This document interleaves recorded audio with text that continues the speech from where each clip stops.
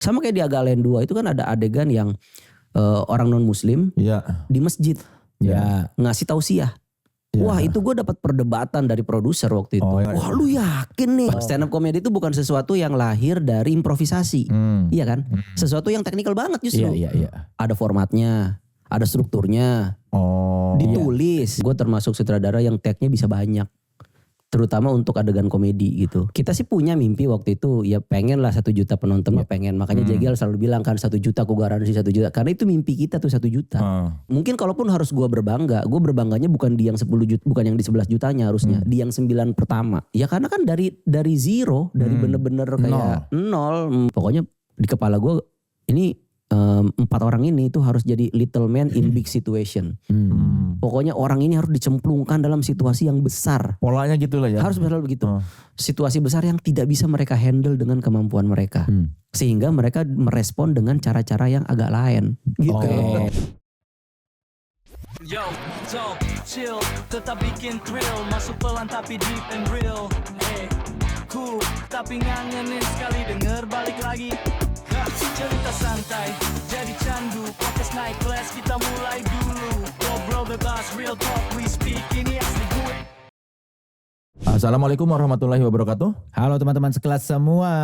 Saya Soleh Solihun. Dan saya Bas Boy. Selamat datang di podcast Naik Kelas. Podcastnya mereka yang terus berkarya dan tetap otentik. Yoi, di hari ini kita sudah kedatangan Sutradara / komika / aktor Muhadli Aco. Halo Bang Aco. Hey. Halo. Aduh, ini tempat musisi sebetulnya ya. Enggak, tempat seniman-seniman yang naik sudah kelas. Yoi. Oh gitu. Dan otentik. Otentik. Tempat mereka yang terus berkarya dan tetap otentik. Bagus. Sebagian besar memang musisi, tapi lu tuh ini pertama kali ya? Oh gitu. Yang bukan musisi berarti kan? Director, pertama kali kita mengundang director Muhadli Aco. The first Terima kasih. name. Jadi nanti kalau kita ngundang lagi sutradara kita tinggal kasih lihat nih kayak gini obrolannya. Jadi gue buat contoh. Iya. Jadi lu harus menarik jawabannya. Harus menarik. Oke. Kan kalau aku ngeliat Bang Aco nih ada 2 sisi gitu loh Kang. Bang Aco. Ada dari komika juga, dari perfilman juga. Jadi gua rasa kayak cocok gitu loh nih sama. Ada 2 verse-nya ya. Iya dong, sama seri 2 verse kelas Mild kita Kang. Oke. Jadi kita tuh ada yang purple nih kan Bang Aco. Ini dia rasanya berry gitu. Kalau yang terakhir ini rasanya kayaknya lebih umum. Ini latte duo. Kalau yang ini latte duo. Rasanya minuman semua. Rasa minuman semua. Nah nih gue pengen yang mana hari ini ya? Coba deskripsikan dulu dong yang mana? Hari ini blue tea coba Blue tea. Kita coba. Kenapa tuh alasannya pakai blue tea? Karena masih pagi nih kita biar lebih seger gitu loh. Seger memulai hari dengan blue tea. Blue tea. Biar kayak bangsawan Inggris kan. Kita ngeteh-ngeteh. Aduh ini susah kalau juga bangsawan Inggris ngetehnya sore tahu. Sore ya. Afternoon tea. Afternoon Bener tea. afternoon tea. Enggak pagi ya Kang ya kalau bangsawan Inggris ya. Mereka pagi itu apa cilok. Ternyata pagi tetap makan bubur ya. Coba nih. Ini blue tea. Dipencet dulu ya. Dipencet dulu Kang. Diklik. Baru kerasa itunya ya. Sebenarnya dia udah cukup dingin sih. Tapi kalau nggak diklik rasanya nggak begitu keluar. Memang rasa baru keluar setelah klik. Gitu. Kalau belum klik nggak keluar rasanya. Rapper. Lu tahu nggak bagus apa Cok? Apa? Tahu nggak Bas Boy? Gue cuma tahu rapper aja. Tapi gue tuh memang nggak mengikuti banyak musik. Emang nggak enak sih musiknya. Kan menurut Kang Soleh. Kayaknya gara-gara faktor umur juga deh. Musik berhenti di tahun-tahun 2000-an. Di tahun remaja. Lu dengerin musik apa Cok dulu remaja? Ya Silon Seven, Padi kayak gitu-gitu. Terus apa namanya Red Hot Chili Pepper kayak gitu-gitu. Kalau band yang lu banget apa sih Cok?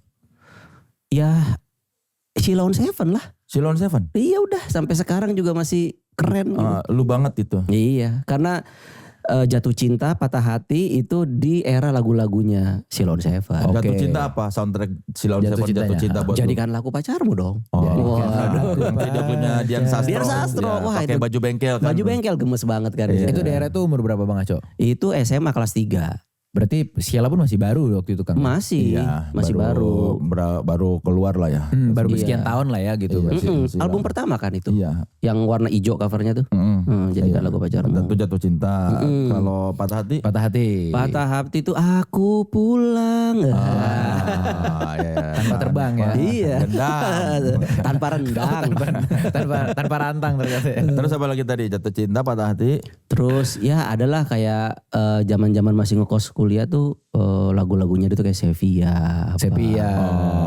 Berfantasi seolah-olah punya kekasih gelap. Yo, padahal punya kekasih aja enggak. Enggak gitu. Padahal masa depan yang gelap saat itu. Kalau band luar apa tadi? Red Hot Chili Pepper.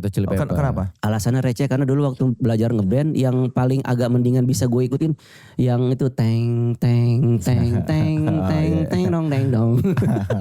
Other side tuh kan gue main gitar. Terus pengen ngeband gitu sama teman-teman, cari lagu yang gampang aja lah melodinya gitu. Oke. Kayaknya ini di Other Side aman lah gitu. Tapi masih tetap kelihatan keren gitu iya, ya. tapi manggung tapi ya di level sekolah doang. Enggak sampai ke di luar. Tapi nama bandnya apa? Jelek banget jangan. Apa? Please dong. The Science. Gara-gara anak IPA. Aneh banget ya. The Science. Anak iya. Tapi pernah masuk majalah lah. Majalah apa? Majalah di Priuk. Majalah musik. Jadi kayak waktu dulu SMA tuh lagi musim majalah musik kan. Terus mereka tuh harus mewawancarai band-band di setiap sekolah-sekolah. Kebetulan wartawannya itu kakaknya teman gue yang satu kelas. Jadi bukan karena kapabilitas, memang karena kenal gitu. Jadi kayak wawancarain aja nih, ada di kelas gue band gitu. Majalah musik nih. Khusus SMA di Priuk. Iya, enggak maksudnya Jakarta lah. Cuman waktu itu dia lagi ngeliput untuk yang Jakarta Utara. Apa majalahnya? Lupa aja gue juga. Bukan Grey. Lupa, udah lama banget. Kayaknya emang enggak terkenal juga majalahnya gitu. Majalah kecil gitu ya. Iya, terus gue sampai gue gunting, gue pajak. Anjay. Itu rasanya udah keren banget tuh. Iya, ya, udah ya. berasa keren banget tuh. Berapa kali manggung The Science? Sekali. Pakai ini enggak? Acara perpisahan itu juga. Pakai jubah lab enggak manggung? Enggak, pakai baju batik. Karena hari Jumat waktu itu. Jelek lah pokoknya. Tapi lu enggak pernah mengejar mimpi jadi musisi? Enggak, sadar diri aja emang susah main musik waktu itu. Main gitar tuh susah waktu itu. Jadi gue sempat kayak ikut kursus musik main gitar. Oh, les di apa tuh namanya yang di Cik musik. Cik musik. Nah, gue suka gara-gara ngeliat posternya katanya diajarin sama emang musisi asli. Terus? Oke. Gue pilih Rido Slang. Oke. Ada kan instruktur tamunya kan. Iya. Kata gue teh mungkin nanti akan diajarin langsung lagu kali. Nggak taunya 2 bulan fingering doang. Teng tong. 2 bulan. Tapi sama Rido. Ada salah satu dari 1 minggu ada instruktur tamunya gitu. Instruktur yang lainnya mah yang biasa. Iya. Waktu itu Bang Aco ngefans sama Slang gak tapi? Ngefans. Ya? Zaman itu mah kan Slang udahlah. Iya benar. Lu tapi pernah Rido udah apa tahun lu pernah jadi murid dia? Kayaknya nggak tahu dah. Karena cuman gue sekali apa 2 kali pertemuan langsung ngerasa bosen. Ternyata les gitar begini udah. Karena lu teng tong terus. Iya. Fundamental doang ya. Gue pikir kayak sebulan gue udah bisa. Iya. Udah bisa action. Iya, udah bisa manggung yang kelihatan keren gitu. Iya. Setelah itu nggak pernah ikut kursus lagi? Enggak. Atau nggak pernah belajar gitar otodidak gitu? Enggak, kayaknya udah bakat gue bukan di situ. Kayaknya udah dengerin musik aja lah. Tapi lu dulu merasa bakat lu apa? Ya dulu emang suka kayak ikut drama-drama kalau ada lawak-lawak di sekolah gitu. Emang suka bikin grup-grupan gitu. Grup lawak. Lu jadi apa posisinya biasanya kalau di situ? Ya macam-macam. Kadang-kadang kan kalau sandiwaranya disuruh jadi satpam, gue jadi satpam. Kalau ya tergantung ceritanya apa. Tergantung jadi peran ya. Iya, jadi Pak Ustadz gitu-gitu. Enggak maksudnya kayak jadi yang si playmakernya apa enggak ada. Karena belum ngerti gitu-gitu. Kan kalau waktu sekolah semua yang ngituin gurunya. Cuma dikasih tahu lu ini. Iya. Kita tinggal jalanin aja. Jalanin doang. Cuman milih siapa yang berani aja. Tapi spesifik lawak gitu. Ada khusus. Kita sukanya lawak. Jadi kayak lawak aja Pak, lawak gitu. Jadi dibikin lawak. Lu minta ke gurunya jangan drama biasa. Karena saat itu memang Bagito. Terus Radio SK. Itu memang lagi populer-populernya ya. Populer. Jadi kayak keren aja kalau lucu gitu. Itu di SMA mana tuh, Cok? Dari SMP kan gue pernah di Sulawesi pesantren gitu. Terus SMA juga di Jakarta Utara. Yang lawak-lawak itu SMA. SMA apa? SMA berapa? Atau SMA apa sih? SMA 52. SMA 52 Jakarta. Iya, cuman sebelum itu gue pernah di Sukabumi juga. Pindah-pindah gue sekolah pokoknya dulu. Bokap lu kerjanya apa sih? Di rumah bokap gue mah, cuman memang waktu itu bokap gue tuh menganggap pokoknya kalau sekolah tuh harus yang di asrama. Boarding school. Boarding school. Berarti lu selama sekolah boarding school dong? SMP.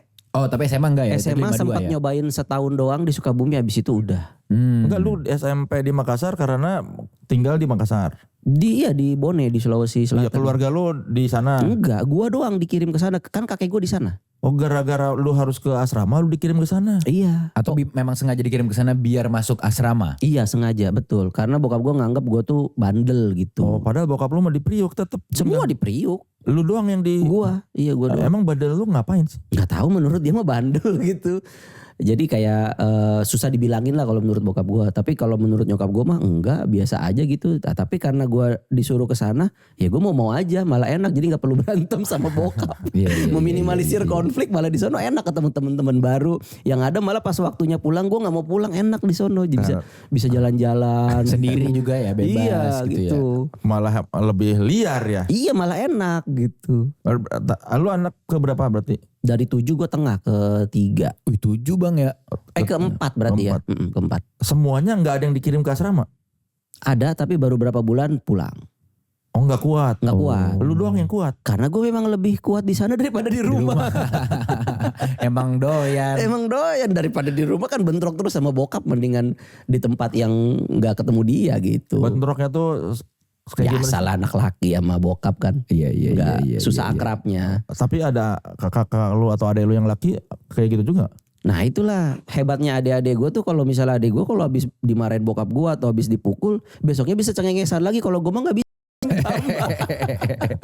Jadi gue kayak tidak bisa membohongi raut wajah apa segala macam. Nah itu yang bikin bokap gue sebel kayak. Oh nih anak kok Iya gitu.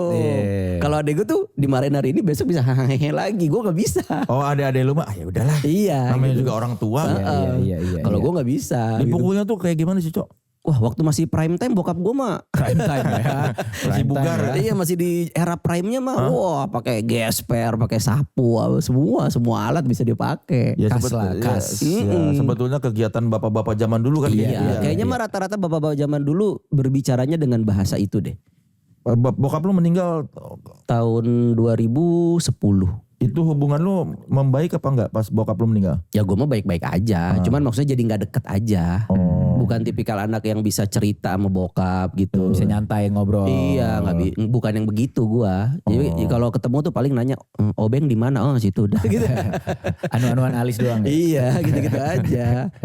Tapi lu beneran ya udah disuruh pergi ke asrama? Iya Pak gitu. Ya langsung mau. Yes, Langsung gitu. mau gue ya, nyokap gue yang sedih. Lama gak ketemu nih. Padahal kan banyak anaknya di rumah, harusnya kan ya udah satu pergi. Padahal di sono kan ada keluarga nyokap gue, kakek nenek gue, om tante gue semua di sana, aman sebetulnya. Oh Makassar tuh dari keluarga nyokap. Nyokap dan bokap sebetulnya. Oh sama. Cuman kebetulan si yang asrama itu lebih dekat sama rumahnya keluarga nyokap gue. I see. Gitu. Berarti pesantren jadi santri dong, Cok lu tuh sebetulnya Cok ya? Santri 3 tahun gue. Tajud aja masuk ayo. Mantap Mas ya. Hidup gua bizahar iklab. Yang di Sukabumi pesantren juga. Kalau itu kayak SMU plus. Jadi kayak SMU, SMA tapi ada boarding schoolnya. Ada plusnya. Jadi dulu tuh gue nggak tahu punyanya siapa gitu. Mungkin semacam kayak sekolahnya Luhut bikin yang di Sumatera tuh yang Del. Iya. Nah semacam itu. Kayak sekolah unggulan tapi harus boarding di situ, harus nginep situ lah. Siapa yang tahu-taunya ada SMA di situ? Nggak tahu bokap gue dapat dari mana, dari teman-temannya kali. Niche banget gitu FYP-nya. Iya. FYP-nya networkingnya banyak. Berarti dia dulu ada ini ya ngelihat FYP. Bagus deh SMA. Iya. Sukabumi lagi. Terus ya, pertimbangannya kan dari Makassar tiba-tiba ke Sukabumi. Kayak ya mungkin bokap gue ngerasa anak laki tuh harus merantau gitu. Harus see the world. Iya. Yoi. Harus bisa biar kebentuk mentalnya bisa mandiri mungkin ya. Terus kenapa pindah ke SMA 52? Waktu itu guru-gurunya gue nggak tahu ada masalah di sekolah yang bikin guru-gurunya demo dan gak mau ngajar. Oh. Jadi gue ngerasa wah kalau kayak gini gue bisa rusak nih nanti. Sementara kan ini udah pertemuan ke ini nanti kan ketemu universitas. Iya. Menentukan sekali. Jadi Krusial gitu momen SMA tuh. Jadi gue bilang ke bokap udah deh balik ya ke Jakarta ya udah gitu. balik ke Jakarta dapat SMA negeri jadinya. Itulah tadi SMA 52 ya Bang. 52 yang gua ngeband itu. The Science. Tapi lu menemukan kenikmatan ketika ngelawak tuh ya? Kenikmatan karena diketawain orang tuh kayak apa ya, nagih gitu. Kayak orang ketawa tuh kita ngapain langsung spontan dapat ininya tuh kayaknya enak gitu. Lu masih inget gak Bang momen pertama lu ngerasain perasaan itu? Itu kayak, waktu ternyata enjoyable ya. Iya, ada orang tertawa kayak gini gitu. Yang paling berasa sih pas yang stand up pertama kali yang kalau lu inget di Bobber Cafe. Di Bandung. Bobber Cafe Bandung. Jadi Stand up night 1 ya pas stand up kedua. Oh 2 ya. Karena yang pertama di Kemang. Ini tahun berapa Bang? 2011 apa 2012 gitu. 2011 kalau stand up. Iya 2011 ya. Jadi di situ perform di Bobber Cafe sama Raditya Dika sama banyak lah waktu itu ada 10 orang gitu. Dan di situ tuh langsung ngerasain tuh kayak kita ngomong, orang ketawa, kayak enak banget rasanya ya gitu. Oh waktu SMA tuh belum ada sensasi itu? Ya ada, tapi kan SMA tuh nggak sendiri, grup. Terus nggak tahu kenapa yang namanya anak sekolah ditonton teman-teman mah ya teman-teman mah ketawa-ketawa aja karena temen Ya gitu. kayak lu ngerasanya ini mah Bias ya. Bias, maksudnya ngelihat temen udah didandanin pakai Pak Haji aja belum ngapa-ngapain udah lucu ketawa duluan gitu. Jadi pas di drama SMA tuh belum ada pikiran kayaknya gue bisa deh. Iya, lebih ke kayak yang lain nggak mau, gue mau nih gitu. Masih di situ aja. Asal dandan aja udah pasti ketawa. Iya. Nah tapi begitu yang stand up udah mah diketawain, dibayar lagi. Wah ini dia nih kayaknya nih. Kayaknya sebuah hal yang selama ini gak gue sadarin kayaknya ini seru deh. Tapi ya gue udah kuliah 7 tahun teknik IT. Gue kuliah kerja juga di advertising agency 7 tahunan lah gue di digital agency. Jadi kayak ya udah gue jadiin hobi aja lah. Jadi dulu gimana kenapa tiba-tiba lu pengen nyoba tuh apa sih? Nah sampai bisa ke Bobbers tuh. Ernest yang ngajak. Ernest waktu dia ikut di Suci Kompas TV, dia butuh format latihan kan stand open mic. Tapi dia mau latihan bingung mau latihan di mana sama siapa karena orang-orangnya belum terbentuk. Dia ajakin lah orang-orang yang di Twitter di mana kayak yang dia kenal mungkin punya ketertarikan sama komedi. Nah kebetulan gue di Twitter waktu itu suka konten-konten yang komedi-komedi dan followernya lumayan banyak waktu itu kan. Diajak lah sama Ernest, lu mau gak nyobain open mic gitu. Gue bilang kayak gimana itu, dikasih lah videonya. Gue nonton Russell Peter waktu itu. Russell Peter. Terus kayak kayak gini. Sebetulnya ini kan kayak curhat aja ya. Apa yang kita rasain tapi dari sudut pandang komedi. Kayak gue bisa nih gitu nyobain deh. Nyobain datang ke Kemang tuh open mic. Nggak lucu. Ternyata bisa di kepala doang gitu. Karena saat itu belum ditulis dengan benar. Cuman pakai feeling kayaknya mah gue bisa gitu. Kayaknya ini lucu nih gitu. Mungkin bermodalkan karena kan SMA gue sering gitu. Kayak jadi bisa gini dong mah gitu. Gini mah bisa lah gitu. Ternyata pas ngomong anjing nggak ketawa orang gitu. Ya, udah tuh. Tapi ada juga yang orang ketawa. Jadi beberapa setlist gue tuh dari 6 menit atau 7 menit. Lama Bang ya. Ada beberapa yang ketawa juga. Tapi ada juga yang enggak. Nah, Ernest ngedokumentasiin itu. Jadi setelah turun, nih nonton bareng-bareng nih di sini orang enggak ketawa, di sini ketawa gitu-gitu. Jadi kayak oke gue ngerti sekarang ya. Berarti yang kayak gitu ya yang orang suka ya gitu. Makanya pas ke Bobber lu udah nulis bener-bener. Udah lebih prepare. Lu backgroundnya bisa nulis tuh dulu gimana kok tiba-tiba bisa nulis komedi tuh? Nah, kalau itu enggak tahu, mungkin emang suka aja kali ya. Emang suka aja. Terus ada medium Twitter tuh saat itu menurut gua medium paling tepat untuk kita bahasa anak sekarang yapping gitu ya kayak nyampah gitu dengan 140 karakter tapi gue suka tuh yang lucu-lucu gitu. Jadi ya udah gue dari situ kali ya jadi kayak ternyata gue suka nih nulis hal-hal yang sifatnya komedi gitu. Nah ketemu sama bentuk kesenian yang kayak gini enak nih karena ini nggak perlu bikin tim, nggak perlu pakai kostum aneh-aneh, hanya perlu memikirkan materinya.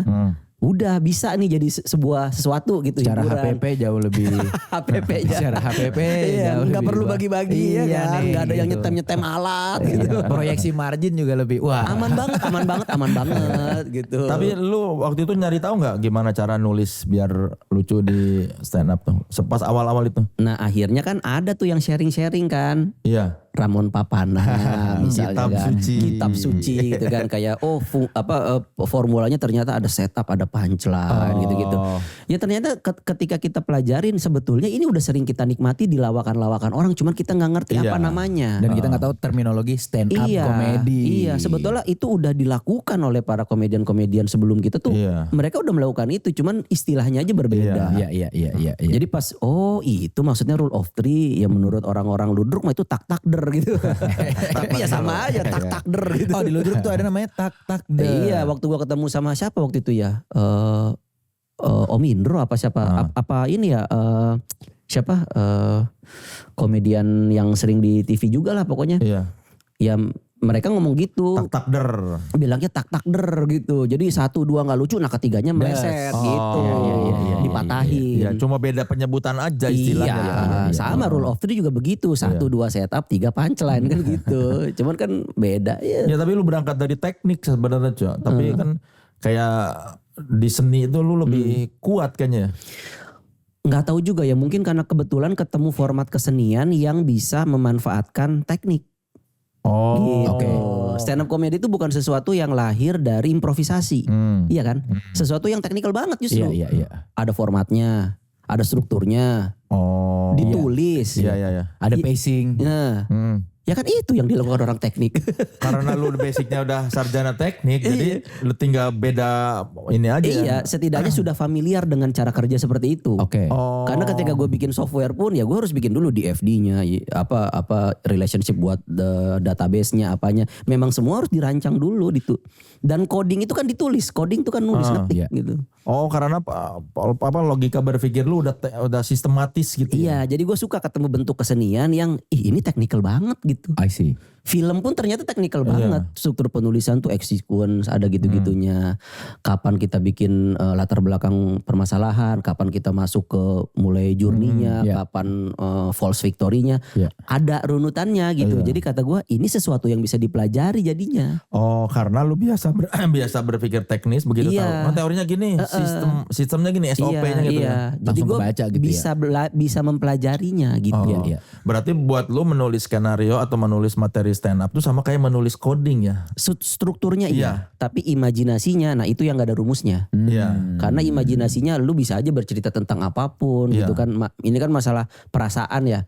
Perasaan, peristiwa itu tuh gak ada rumusnya, tapi mendeliver itu menjadi sebuah kisah yang runut dan bisa dipahami itu technical. Paham. Iya, udah ada ini pokoknya pakai nih toolsnya ya. Iya. Gayanya gaya masing-masing. Iya, tapi apa yang mau diceritainnya premisnya bisa leluasa. Tapi cara menceritakannya itu sebetulnya ada tracknya. Makanya begitu lu masuk ke dunia seni karena udah terbiasa begitu, ini mah gampang kasarnya ya. Karena bisa gua pelajarin lah. Bisa gue pelajarin. Beda kalau misalnya hal-hal yang sifatnya ini mah udah harus bakat banget gitu. Kayak main gitar tadi. Iya, buat gue itu susah, nggak tahu lah mensinkronkan nyanyi sambil main gitar aja tuh kayak ntar nyanyinya keluar gitar berhenti. Ntar gitarnya keluar nyanyinya berhenti. Ininya doang gitu kayak susah nih. Ini harus bakat motorik gitu loh. Kebayang. Tapi lu masih bisa nulis software, bikin software nggak, nulis coding gitu? Sampai hari ini? Bisa, cuman saat ini udah berkembang banget. Sekarang tuh udah ada AI apa segala macam. Kayaknya buat bikin website doang mah orang ngeprom doang deh. Udah tinggal nyuruh AI jadi gitu. Kalau zaman dulu gue enggak bener-bener line by line, satu-satu. Bener-bener detail bahasa-bahasa. Iya, ada istilah ada sintaknya gitu. Kalau di agency itu ngerjain apa sih, Cok?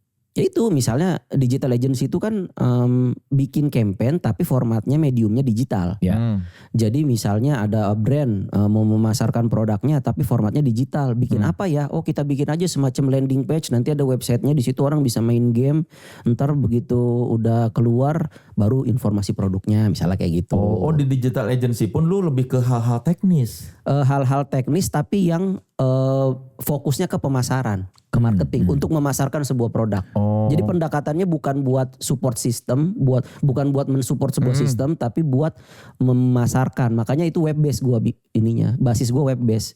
Sesuatu yang platformnya internet.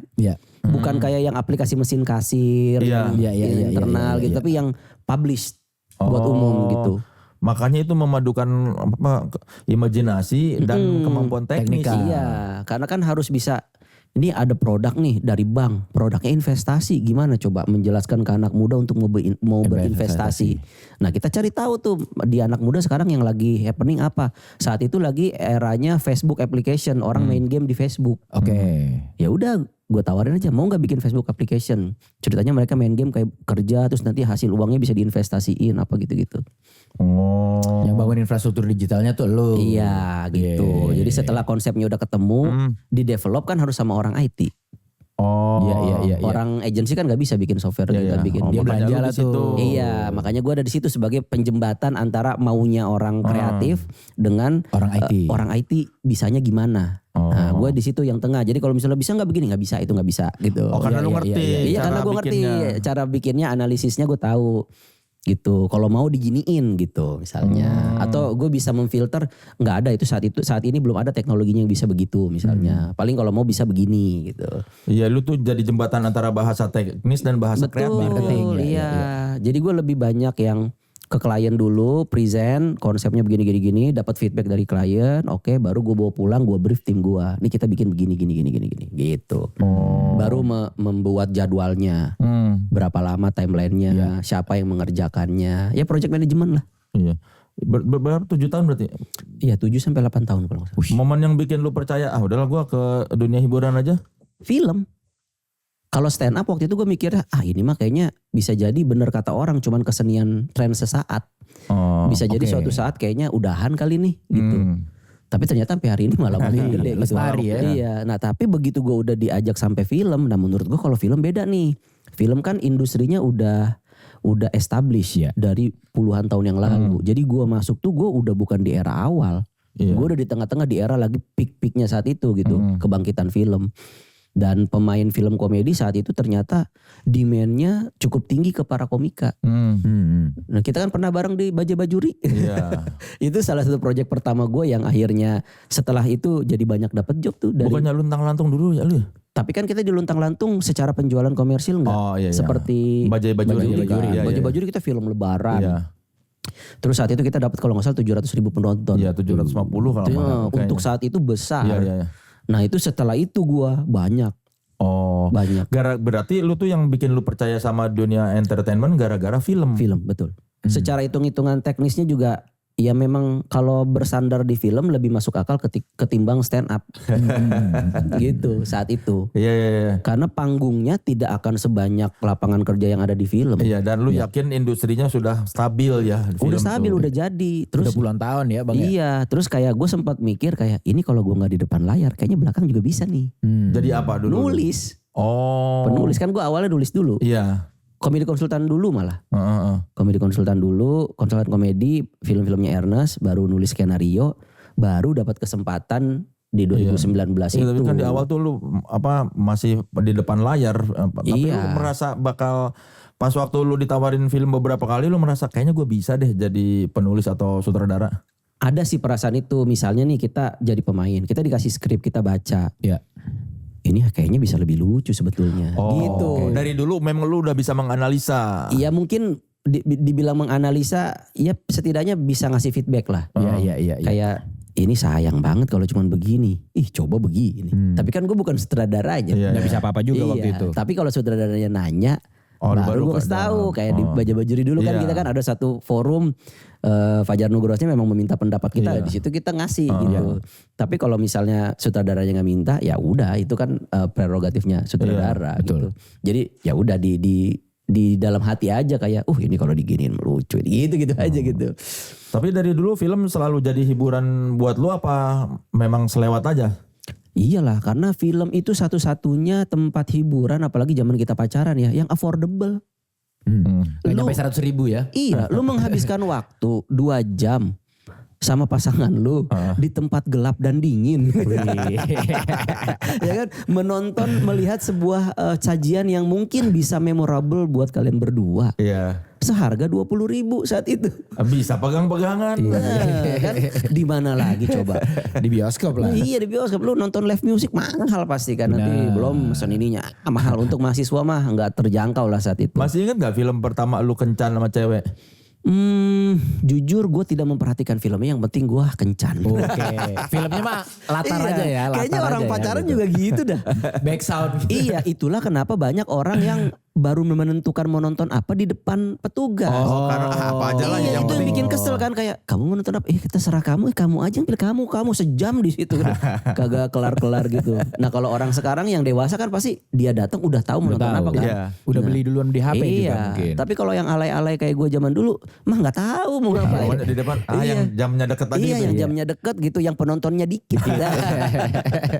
Di baris A lagi. Iya, harus paling belakang, penonton dikit gitu. Jadi sebetulnya gue menggerakkan ekonomi waktu itu. Karena di saat orang hanya menonton film-film yang populer, gue justru menonton yang tidak support populer. ya. Yang filmnya sedikit. Sedikit. Iya. Gue kalau nonton film, ya rame, nggak seru. Mainstream. Enggak, kita cari yang sepi. Gue sampai pernah nonton film apa gitu ya, film Sri Lanka apa kalau nggak salah. Gue yang kata gue ini apa, film apa tadi barusan itu. Tapi ya nggak peduli lah, pokoknya udah bareng, udah berduaan gitu. Kalau kecil momen film lu apa yang paling lu ingat nonton film? Yang memorable banget. Ya Dono lah, setiap lebaran kan diputer. Meskipun cerita Warkop ya? Warkop udah, meskipun ceritanya itu aja, tetap aja gue ketawa nonton pesawatnya Madonna balik lagi kan nggak ada yang nggak ketawa gitu. Terus kasino nyanyi di pantai, terus yang baju merah jangan sampai lepas, ya udah lah, itu legend lah. Anak kecil kayaknya setiap lebaran ya itu yang ditunggu udah. Rame-rame nontonin. Kalau malam itu bakso, Bagito Show. Iya. Iya kan? Iya. Kalau radio ada SK, Iya. Ulfa Dwi Jayanti sama Komeng. Iya. Wah, itu lucu banget itu. Radio tuh, radio SK. Iya, iya. Itu pengantar tidur banget, lucu banget itu kan. Jadi sebelum tidur lu dengerin lawakan mereka gitu? Iya, gue dengerin itu. Itu pokoknya radio SK tuh menurut gue Ulfa sama Komeng tuh the best. Grup lawak favorit lu? Kayaknya saat itu ya mereka itu tuh siaran berdua tuh lucu banget itu. Kalau di antara yang tadi lu sebutin Warkop atau Begitu atau Ulfa sama Komeng, ada nggak yang mempengaruhi gaya lu berkomedi? Jadi influence. Pasti ada. Cuman kadang-kadang kita nggak menyadari kan. Tapi gue percaya nggak ada 100%, nggak ada karya yang 100% original. Pasti ada terinspirasi dari mana. Cuman mungkin kita nggak sadar itu terbentuk dan di kepala kita dari hal-hal yang udah kita lihat selama hidup. Pasti ada sih menurut gue. Cuman mungkin gue tidak niat kayak, gue ikutin kayak ini gitu. Oke. Tapi kayaknya mah gue yakin orang bisa ngerasain juga kok itu pasti. Kalau di karya-karya lu yang menurut lu mungkin ada nih kepengaruh ini. Yang lu notice. Tapi kayak si ini ternyata Di ya. antara semua banyak film lu. Sebetulnya gue pengen banget punya style kayak Stephen Chow. Tapi gue gak sanggup karena gue gak yakin orang tuh bisa gak ya nikmatin seabsurd itu gitu. Karena gue sendiri gue sangat menikmati gitu gaya-gaya. Yang bercanda absurd gitu. Iya, tapi dia tuh absurdnya tuh nggak kosong karena ketika di endingnya itu dramanya kuat banget. Iya. Shaolin Soccer tuh kan pas terakhir itu kan dia ternyata ditolongin sama cewek yang ternyata dulu pernah nolongin dia, yang pernah dia tolongin waktu dibully waktu kecil gitu-gitu. Ternyata message-nya dalam juga gitu. Cuman menuju ke situnya tuh korupsinya absurd banget. Nah, cuman kayak kalau di Indonesia bikin kayak gini orang bisa nggak ya gitu. Ketelan gak ya? Gitu. Tapi selama ini belum pernah mengajukan. Belum berani gue kayak, dan belum tahu bisa komedi semacam itu bisa dinikmati apa enggak gitu. Tapi lu yakin bisa bikin kayak gitu? Seabsurd itu maksudnya, seabsurd dan lucu gitu? Kepengenan mah ada gitu. Cuman kayak takutnya nanti kalau misalnya tidak sukses secara penonton kan secara komersil nggak enak juga ke produser, ada beban juga kan gitu. Bilangin jangan eksperimen. Itu kan udah komedinya nggak zaman yang kayak gitu kan. Jadi ya udahlah, yang komedi yang gue percaya lucu aja untuk secara konteks zaman sekarang aja. Lu gimana mengetahui bahwa si scene ini skenario ini bakal lucu? Ya gue aja filternya, kalau gue nulis gue ketawa ya udah cukup lah, ya apalagi sensornya kalau bukan kita. Self sensor berarti ya? Iya kan, kita bikin sesuatu yang kita pahami, yang kita deket, yang kita suka. Kalau kitanya aja udah nggak suka, gimana orang lain? Belum apalagi orang lain gitu. Jadi setidaknya diri gue sendiri, dan makanya biasanya gue melibatkan ada satu tandem namanya comedy consultant. Jadi comedy consultant itu orang yang tidak terlibat dalam proses penulisan, tapi dia akan jadi orang pertama yang gue kasih baca untuk gue dengar pendapatnya. Kalau dia lucu-lucu berarti benar, valid. Iya, jadi bisa jadi afirmasi juga buat dia. Jadi mengkonfirmasi kalau iya bener kok, itu bukan lucu di kepala lu doang. Emang buat gue juga lucu. Nah, tapi orang ini harus orang yang gue percaya selera komedinya tuh cukup identik dengan gue. Karena kalau terlalu beda ya nggak akan nggak akan anggap lucu pasti nggak lucu di mata dia. Gitu. Jadi tugasnya nih bukan nyari siapa yang lebih lucu, tapi kayak ini gimana caranya yang udah ada jadi makin lucu. Gitu. Iya, harus satu selera ya. Harus satu selera. Jadi kita fokusnya najemin, bukan nyari yang baru gitu. I see. Kalau lu nulis materi stand up dengan nulis film kan harus sama-sama memberi tujuan lucu. Gimana treatmentnya yang membedakan antara itu? Film dan stand up? Iya. Kalau stand up menurut gua lebih simple dalam artian karena kita nggak ada lawan main. Itu semua searah.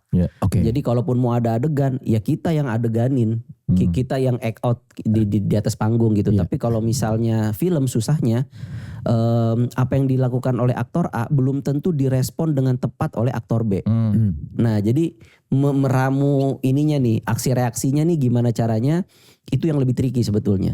Ditambah lagi ada elemen lain kan, karena dia formatnya audio visual, jadi scoringnya menentukan, bagaimana ngebawa suasananya, terus pengambilan angle gambarnya juga menentukan untuk bikin orang bisa cepet nangkep maksudnya gitu. Jadi terlalu banyak hal yang berkontribusi dalam keberhasilan sebuah film gitu. Variabelnya jauh lebih banyak. Lebih banyak, betul. Tapi lu suka ini nggak, emosi nggak kalau aktor lu kayak nggak sebak? Nggak. Ya emosi sih enggak, cuman kayak gue lebih banyak ngulang aja sih. Jadi kayak gue termasuk sutradara yang take-nya bisa banyak. Terutama untuk adegan komedi gitu. Karena lu udah kebayang di kepala ya harus seperti apa deliverynya ya. Iya kan ada orang bilang udah lebih dari 3 take itu udah lewat rasanya. Iya. Ya mungkin kalau drama iya. Tapi kalau komedi menurut gue yang gue percaya ya. Ada hal-hal yang sifatnya memang harus technical. Emang harus stopnya di situ. Jangan ditambahin gitu. Nah bang gue mau nanya nih. Kalau itu kan jokesnya lo tulis, jadi satu adegan, di syuting ini, di take, dan itu kan kayak lo bilang tadi sendiri, lo take berkali-kali. Maksudnya apa nggak ada rasa saturasi antara impresi lo ke joke-nya? Kayak lo jadinya udah bias gitu kayak, ini sebenarnya masih lucu atau enggak sih? Mungkin karena kan ada pengaruh, lo udah nge-take berkali-kali, ada tekanan waktu syuting juga dan lain-lain. Itu kadang ngaruh nggak ke lo jadi berubah cara pandang terhadap jokes-nya? Enggak sih, justru kenapa gue ulang berkali-kali karena ada sesuatu yang gue pahami di kepala gue belum tercapai. Gitu. Justru gue ngejar yang ada di kepala gue itu. Gitu. Jadi justru gue nggak keberatan di take berkali-kali pun karena gue tahu yang gue mau apa gitu. Mungkin kalau drama pendekatan gue berbeda. Kalau misalnya ada adegan drama nih, gue reading nggak mau terlalu banyak. Jadi kayak gue reading tuh cuman lebih ke menyatukan persepsi aja kenapa lu ngomong gini karena latar belakangnya ini ya gitu. Dan kenapa lu merespon begini karena lu ngerasa lu dikecewain gini ya. Tapi nanti di set itu pasti mereka akan namanya emosi gak bisa rapi. Emosi tuh gak bisa kayak jangan timpa-timpaan ya suaranya gak bisa. Gak bisa gitu. Meskipun orang sound biasanya akan keberatan tuh kayak aduh itu kayak Madun, Bang Madun. Aduh jangan ngomong bareng lah ya. Iya jangan ngomong. Tapi menurut gue kalau udah enak banget. Ya udah gue minta maaf aja bang, sorry ya ini udah enak banget. Nggak apa-apa udah gue. Orang pasti akan lebih fokus sama rasanya daripada dia ngomong apa tadi gitu. Iya. Jadi kadang kompromi juga. Ya udah Cok, kalau emang lu yakin gini ya udah kitain aja. Karena gue belum tentu bisa dapat lagi tuh ulang yang kayak gitu. Nah kalau komedi gue bisa dapetin lagi bisa. Karena semua itu ada ininya. Sudah diperhitungkan. Timingnya gimana apa. Sementara kalau luapan emosi itu mungkin luapan yang bisa secara berangsur-angsur menurun seiring bertambahnya jumlah tag mungkin. Ya aksi reaksinya udah jadi nggak natural ya. Tidak organik lagi karena fokusnya aduh tadi gue salah di sini ya. Aduh gue harus memperbaiki kata-kata. Sementara kalau komedi enggak, justru harus diperbaiki kata-katanya supaya orang tahu konteksnya apa, merasakan timingnya tepat, ya itu harus terukur. Dan lu cukup ini ya ketat di diksi ya. Ya diksi timing cukup ketat di situ gitu. Berarti menurut Bang Aco komedi itu lebih jatuhnya ke logikal ya daripada emosional gitu ya? Menurut gue ya. Dan berarti kalau gitu scene komedi itu lebih teknis ya buat lu ya harus. Buat gue ya. Harus sesuai ya udah. Iya. Kalau SOP-nya A, B, C harus A, B, C jangan dari A langsung ke C gitu. Betul. Bahkan Komeng pernah bilang waktu itu kan orang selalu mengagumi Bang Komeng tuh karena kok dia bisa ya ceplos-ceplos tuh keluar. Orang pasti mikir improvisasinya keren banget. Tapi ternyata dia setiap harinya menghafalkan beberapa vocabulary jokes gitu loh. Iya. Yang mana itu teknis banget sebenarnya. Iya, gitu. jadi dia tanam di database dia supaya entar ketika dia harus keluar dari situ, nggak perlu mikir karena itu udah jadi apa ya semacam muscle memorinya tuh ya hal-hal yang udah dia latih setiap hari itu. Iya. Jadi nggak serta merta keluar saat itu, tapi sudah ada di bank memorinya dia. Hanya menunggu kapan momennya keluar. Nah itulah kecerdasan dia. Dia tahu, ini yang gue keluarin ini gitu. Ya dilatih ya pada dasarnya. Iya dilatih gitu. Ngomong-ngomong soal latihan, ini buat teman sekelas yang memang punya band dan sering berlatih, terus sudah mulai merintis karir. Nah, ini kesempatan kamu ya buat ikutan Authenticity Soundroom 2026 yang sudah dibuka. Silakan submit karya otentik lo yang nantinya bakal dikurasi sama tim Authenticity. Apapun genre musiknya ya, dan lu bisa punya kesempatan main di panggung-panggung Authenticity tahun ini. Salah satunya bisa tampil di panggung Pesta Pora. Jadi tunggu apa lagi? Langsung aja cek link submissionnya di bio Instagram Authenticity dan lu pantengin terus di situ update-nya. Ya sekarang kita mau main break game sejenak main game. Kita akan putarkan beberapa lagu dan kita minta Aco mendeskripsikan kalau musiknya seperti ini kira-kira adegannya gimana nih? Iya, adegannya apa? Berarti dari musiknya dulu ya. Iya, dari musiknya kebayang ini cocoknya adegannya apa nih? Oke. Yang pertama ini ada Kalah Lagi dari Biru Baru.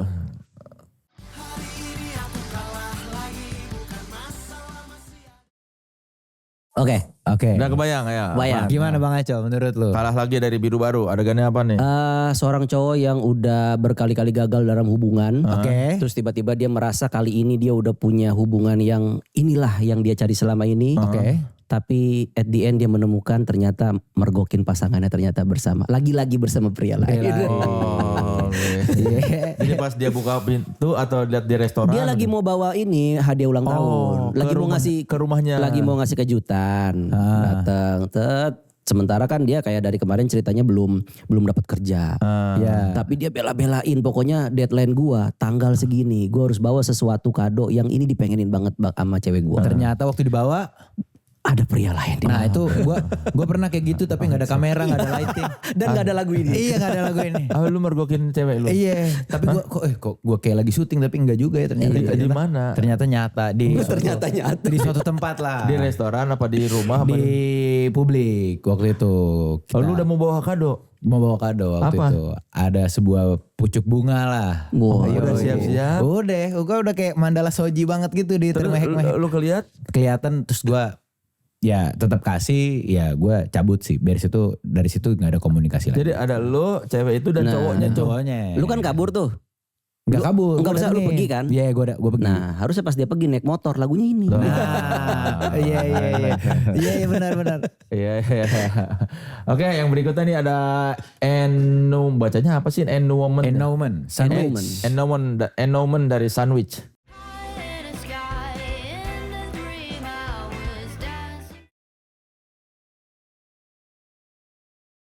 Ya, Endowment dari Sandwich. Gimana? Gue ngerasanya kayak dia lagi lagi melakukan sebuah perjalanan untuk mencari orang tua, malah gue mikir ya. Orang tua yang selama ini ninggalin dia. Terus dia dapat petunjuk kayak orangnya ada di situ. Tapi dia di perjalanan kayak menimbang-nimbang, perlu nggak ya gue temuin? Takut nggak siap juga dia ketemu gitu. wujud aslinya. Terus di perjalanan itu dia menimbang-nimbang sampai dia nggak sadar ternyata dia udah sampai di depan pintunya. Di perjalanan ada lagu ini diputar itu. Dia mencari ibunya ya. Iya, cuman dia dilematis kayak perlu gak sih gue cari, kan dia ninggalin gue. Iya. Teruskan apa enggak? Iya, teruskan apa enggak. Tapi kok langkah ini kayak ngebawa dia terus ke sana. Tapi apakah gue siap dengan hasilnya? Hasilnya gue gak tahu. Gitu. Terputar lagu ini. Gue gak tahu ya bener apa enggak. Oke. Ini yang berikutnya ada Tirani Tua dari Black Horses.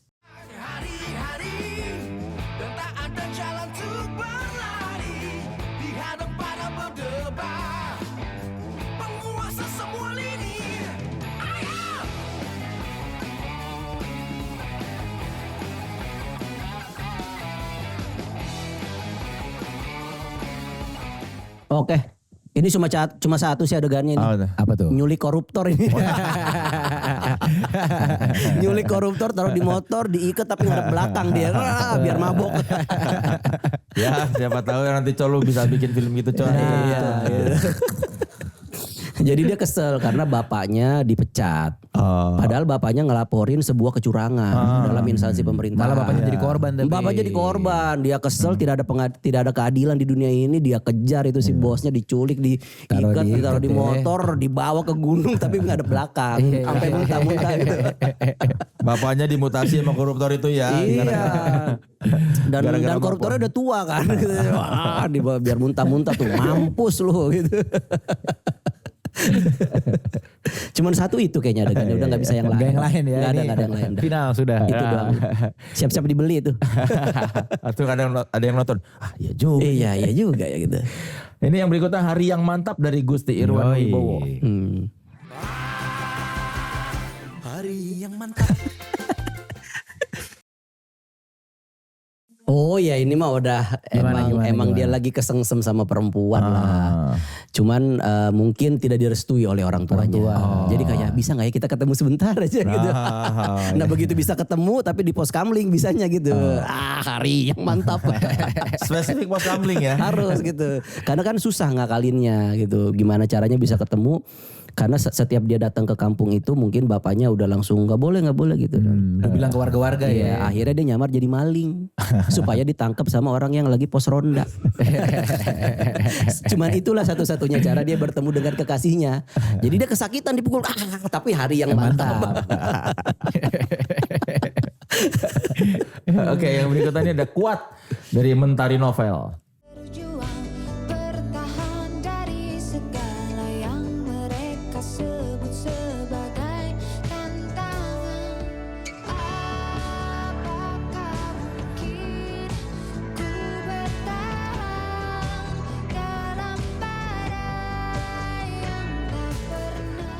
Udah ini. Apa tuh? Ini anak cewek, anak pertama tapi jadi sandwich generation.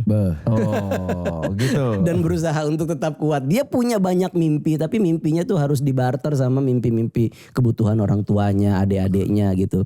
Sampai dia tuh kayak ngerasa ini gue sampai kapan nih? Gue juga pengen, gue juga punya mimpi gitu. Semua pengen ngutamain adiknya gitu. Selalu ibunya bilang, tapi kalau kamu gak kasih nanti gimana adik kamu gitu. Sementara dalam hati dia, ya terus yang mikirin aku siapa? Asik. Gitu. Itu tadi 5 lagu dari alumni Authenticity Soundroom ya. Alumni semua kan itu kan ya? Alumni semua ya, bukan yang baru mau daftar kan. Keren-keren ya? Keren. Soundroom. Cok apa rasanya Cok jadi sutradara dengan 2 kali film jutaan 9 dan 11 ya. Hitting the records. Apa ya, gue sih sebetulnya masih sampai yang agak lain yang kedua pun kayak ngeliat angka itu masih agak linglung sih sebetulnya. Karena angkanya bukan angka yang bisa terukur oleh data statistik yang kita punya gitu. Maksudnya kayak memang betul sebelumnya ada KKN di Desa Penari yang menyentuh 10 juta penonton. Tapi itu dari sekian berapa tahun belum pernah ada gitu. Baru 1, jadi one of a kind aja kita mikirnya. Kayaknya momen itu gak akan cepet terulang deh gitu. Sempat mikir begitu gitu. Nah tiba-tiba di Agak Layan itu udah mah pemainnya juga ya anak-anak komika doang gitu kan, kita nggak ada yang artis-artis yang level A-nya gitu, tapi ya ternyata disukain. Nah cuman kita sih punya mimpi waktu itu ya pengen lah 1 juta penonton mah pengen, makanya Jegel selalu bilang kan 1 juta aku garansi 1 juta karena itu mimpi kita tuh 1 juta. Itu tuh mimpi paling ultimate kita tuh 1 juta karena kalau 1 juta ini produksi udah untung. Terus secara nama bagus lah menyentuh 1 juta penonton. Iya ada kata jutanya. Oh iya udah ada kata jutanya, itu tuh udah sangat, udah lebih dari cukup udah gitu. Prestasi gitu. Nah tapi tiba-tiba itu tercapai dalam 4 hari kan bingung gitu kan. Nah lu baru 4 hari udah 1 juta. Kita jadi bingung lah ini ujungnya di mana berarti gitu. Ya jadi kita cuma nonton aja gitu kayak berapa hari ini segini 400 ribu sehari gitu kayak bingung. Sempat ada yang sehari 500 ribu penonton kayak. Bahkan film Indonesia aja banyak yang untuk mencapai 500 ribu penonton aja susah. Kok ini sehari 500 ribu? Gimana sih logikanya kayak nggak masuk gitu. Makanya gue kalau ditanya gimana caranya bisa bikin gitu, Gak ada, gue bilang itu mah hoki kayaknya mah itu. Angka 9 jutanya itu pasti hoki menurut Tapi gue. kan 2 kali bukan hoki itu. Coba kalau udah 2 kali. Nah ini gini, ke yang 11 jutanya mungkin iya karena udah ada modal orang yang nonton 9 juta itu. Oke. Dan tahu kalau misalnya ada film semacam ini dan akan berlanjut. Iya. Jadi setidaknya kalau kita main statistik 50% aja yang nungguin kan lumayan 4,5 juta gitu. Nah ternyata justru malah orang yang udah terkesima ngajak orang baru. Jadi angkanya malah makin besar gitu. Jadi bisa bilang yang kedua memang udah punya bottom lah ya gitu. Ada kurang lebih gitu. Setidaknya bottom kita lebih tinggi dari bottom yang pertama. Enggak yang sejuta lah ya. Dari yang sejuta. Karena dengan 9 juta kayaknya. Masa 4 juta enggak ada. Iya, maksudnya secara hitung-hitungan dari marketingnya pun ya enggak sih harusnya kalau filmnya enggak jelek banget gitu enggak mungkin lah sampai segitunya gitu. Iya. Jadi tidak salah kalau misalnya bermimpi setengahnya itu tidak salah. Sama seperti KKN di Desa Penari ketika bikin sequel kan 4,5 juta. Iya. Adalah hampir setengahnya gitu kan dari 10 juta gitu. Jadi maksud gua tidak salah ketika Agak Lain pertama udah 9 juta, keduanya ya setengahnya deh gitu. Bisa lah gitu. Nah ternyata malah naik gitu. Tapi lu merasa kayak ini, gila gua keren juga nih. Gue nih. Bisa nih gua. Menurut gue sih belum ya karena gue belum melakukan itu di project yang lain. Maksudnya ini baru aja Agak Lain doang. Jangan-jangan gue bisanya cuma di Agak Lain. Ya tapi gitu. kan kalau orang bikin Agak Lain juga belum tentu segitu. Kalau orang misalnya dikasihnya misalnya bukan ke lu sutradaranya, belum tentu segitu juga kan. Ya tidak ada yang tentu di dunia ini. Cuman maksudnya kayak kalau mau kegeeran mah kayaknya kecepatan kalau sekarang gitu. Kecuali kalau misalnya gue udah bisa membuktikan nih bikin film apa aja. Segitu-segitu angkanya. Bisa kayak misalnya Joko Anwar nih bikin apa komedi 3 juta gitu. Bikin Pengabdi Setan yang pertamanya berapa yang keduanya lebih naik. Ghost in the Shell tetap juta-juta. Iya, Ernest Prakasa bikin film dari mulai Cek Toko Sebelah, Susah Sinyal, Imperfect, juta-jutaan terus gitu. Dengan proyek yang berbeda-beda. Karena sekarang lu merasa ini hoki di Agak Lain aja gitu. Ya momentum Agak Lain itu jadinya bisa panjang dan memberikan angka yang cukup stabil akhirnya gitu. Mungkin kalaupun harus gue berbangganya bukan di yang 10 juta, bukan yang di 11 jutanya harusnya, di yang 9 pertama. Karena gitu. Ya karena kan dari zero, dari bener-bener kayak nol, bukan IP yang udah ada, bukan adaptasi dari novel. Terus pemainnya juga komika-komika aja, kita develop original story dan bisa hit segitu kan ya seneng gitu, maksudnya bangga di situ. Maksudnya kalau gue harus memilih di mana gue harus bangga, kayak gue harus lebih bangganya di yang pertama. Ditambah yang pertama juga target lu juga 1 juta gitu. Iya, karena yang awal itu kan yang paling menentukan nih apakah ini akan berlanjut atau enggak gitu. Waktu kesuksesan Agak Lain pertama, kan ada reaksi yang berbeda nggak dari misalnya dulu sineas yang waktu lu film-film sebelumnya ya kayak nggak dilirik, tiba-tiba begitu Agak Lain pertama ya paling ini aja sih kesempatan lebih terbuka aja. Maksudnya gue lebih bisa memilih mau ngerjain project apa. Kalau dulu kan gue kayak ini ada ini, gue pasti mikir aduh kalau nggak gue ambil nggak ada, bisa belum tentu ada lagi nih gitu. Kalau sekarang kayak ini apa nih kayak gini, coba gue bandingin dulu sama yang lain ya. Misalnya gue bisa lebih berpikir. Ada keistimewaan itu ya. Ada privilege itu untuk bisa lebih mengatur jadwal juga. Misalnya udah deh gue setahun satu aja misalnya gitu supaya bisa sama keluarga juga gitu. Punya privilege buat itu sekarang. Kalau dulu mah ya udah ambil aja lah gitu. Iya, karena belum tentu nanti ada lagi. Gitu. Tapi pernah ngambil project yang sebetulnya lu agak nggak terlalu sreg sama ceritanya atau? Loh, justru semua hal yang gue ambil di awal-awal sebagai pemain, yaitu pokoknya mah asal gue main aja. Oh itu tuh. Iya karena kan maksudnya gue belum ngerti. Iya. Maksudnya ternyata kalau kita masuk ke dunia entertainment tuh kita harus bikin image juga ternyata kan. Lu mau dikenalnya sebagai aktor yang bagaimana? Ya gue nggak ngerti gitu. Maksud gue kayak gue diajak main film ini, ayo gitu. Gue diajak main film ini, yang ayo. penting lu nyemplung dulu aja. Iya. Kalau dulu mah asal diajakin ya udah ambil selama waktu cocok ambil. Kalau sekarang kan kayak iya ya harusnya gue jangan ambil itu karena peran itu udah pernah gue mainkan misalnya. Kalau gue mainkan lagi, ini jadi malah orang punya stigmanya, oh dia cuma bisa mainin yang gitu-gitu doang gitu. Maksudnya hal-hal yang strategis kayak gitu tuh gue nggak mikir. Lu sadar di karir tahun keberapa tuh lu Pas udah masuk manajemen HH Corp, karena baru diingetin baru ada yang ngurusin. Dari manajemen kan kayak enggak ini nggak bisa lu ambil ya gitu. Udah ada yang magerin gitu kayak. Ya akhirnya emang ada beberapa waktu tuh yang gue emang lumayan kosong demi untuk bisa menjaga persona itu, untuk membentuk itu. Itu betul, ngomong-ngomong persona, Yuyun tuh sejak lu banyak duit gak keluar lagi, Cok. Ya kan itu memang project untuk bertahan hidup di saat pandemi. Kayaknya gue tipikal orang yang begitu deh. Bukan orang yang bisa ngerjain tuh nyicil lama, tapi yang udah last minute baru baru panik gitu. Tipikal orang kayak gitu kayaknya. Yang kreativitasnya baru kebuka ketika udah kepepet. The power of kepepet. Gue kayaknya lebih cenderung ke yang kayak gitu deh. Tapi brand-brand ada yang minta Yuyun lagi gak sekarang? Ya banyak, cuman gue bilang aduh nggak bisa nih, nggak ada waktunya gitu. Karena gue dulu itu bener-bener pandemi kan kita nggak bisa ngapa-ngapain ya. Mau collab sama orang juga nggak boleh, social distancing. Betul. Jadi gue bikin karakter itu ya gue yang jadi cowoknya, gue yang jadi ceweknya. Gue pinjem wig istri gue gitu, terus gue edit sendiri. Ya itulah yang akhirnya brand tap in mau masuk dan gue bisa survive di saat pandemi. Kalau nggak mah wah habis tabungan kayak gitu.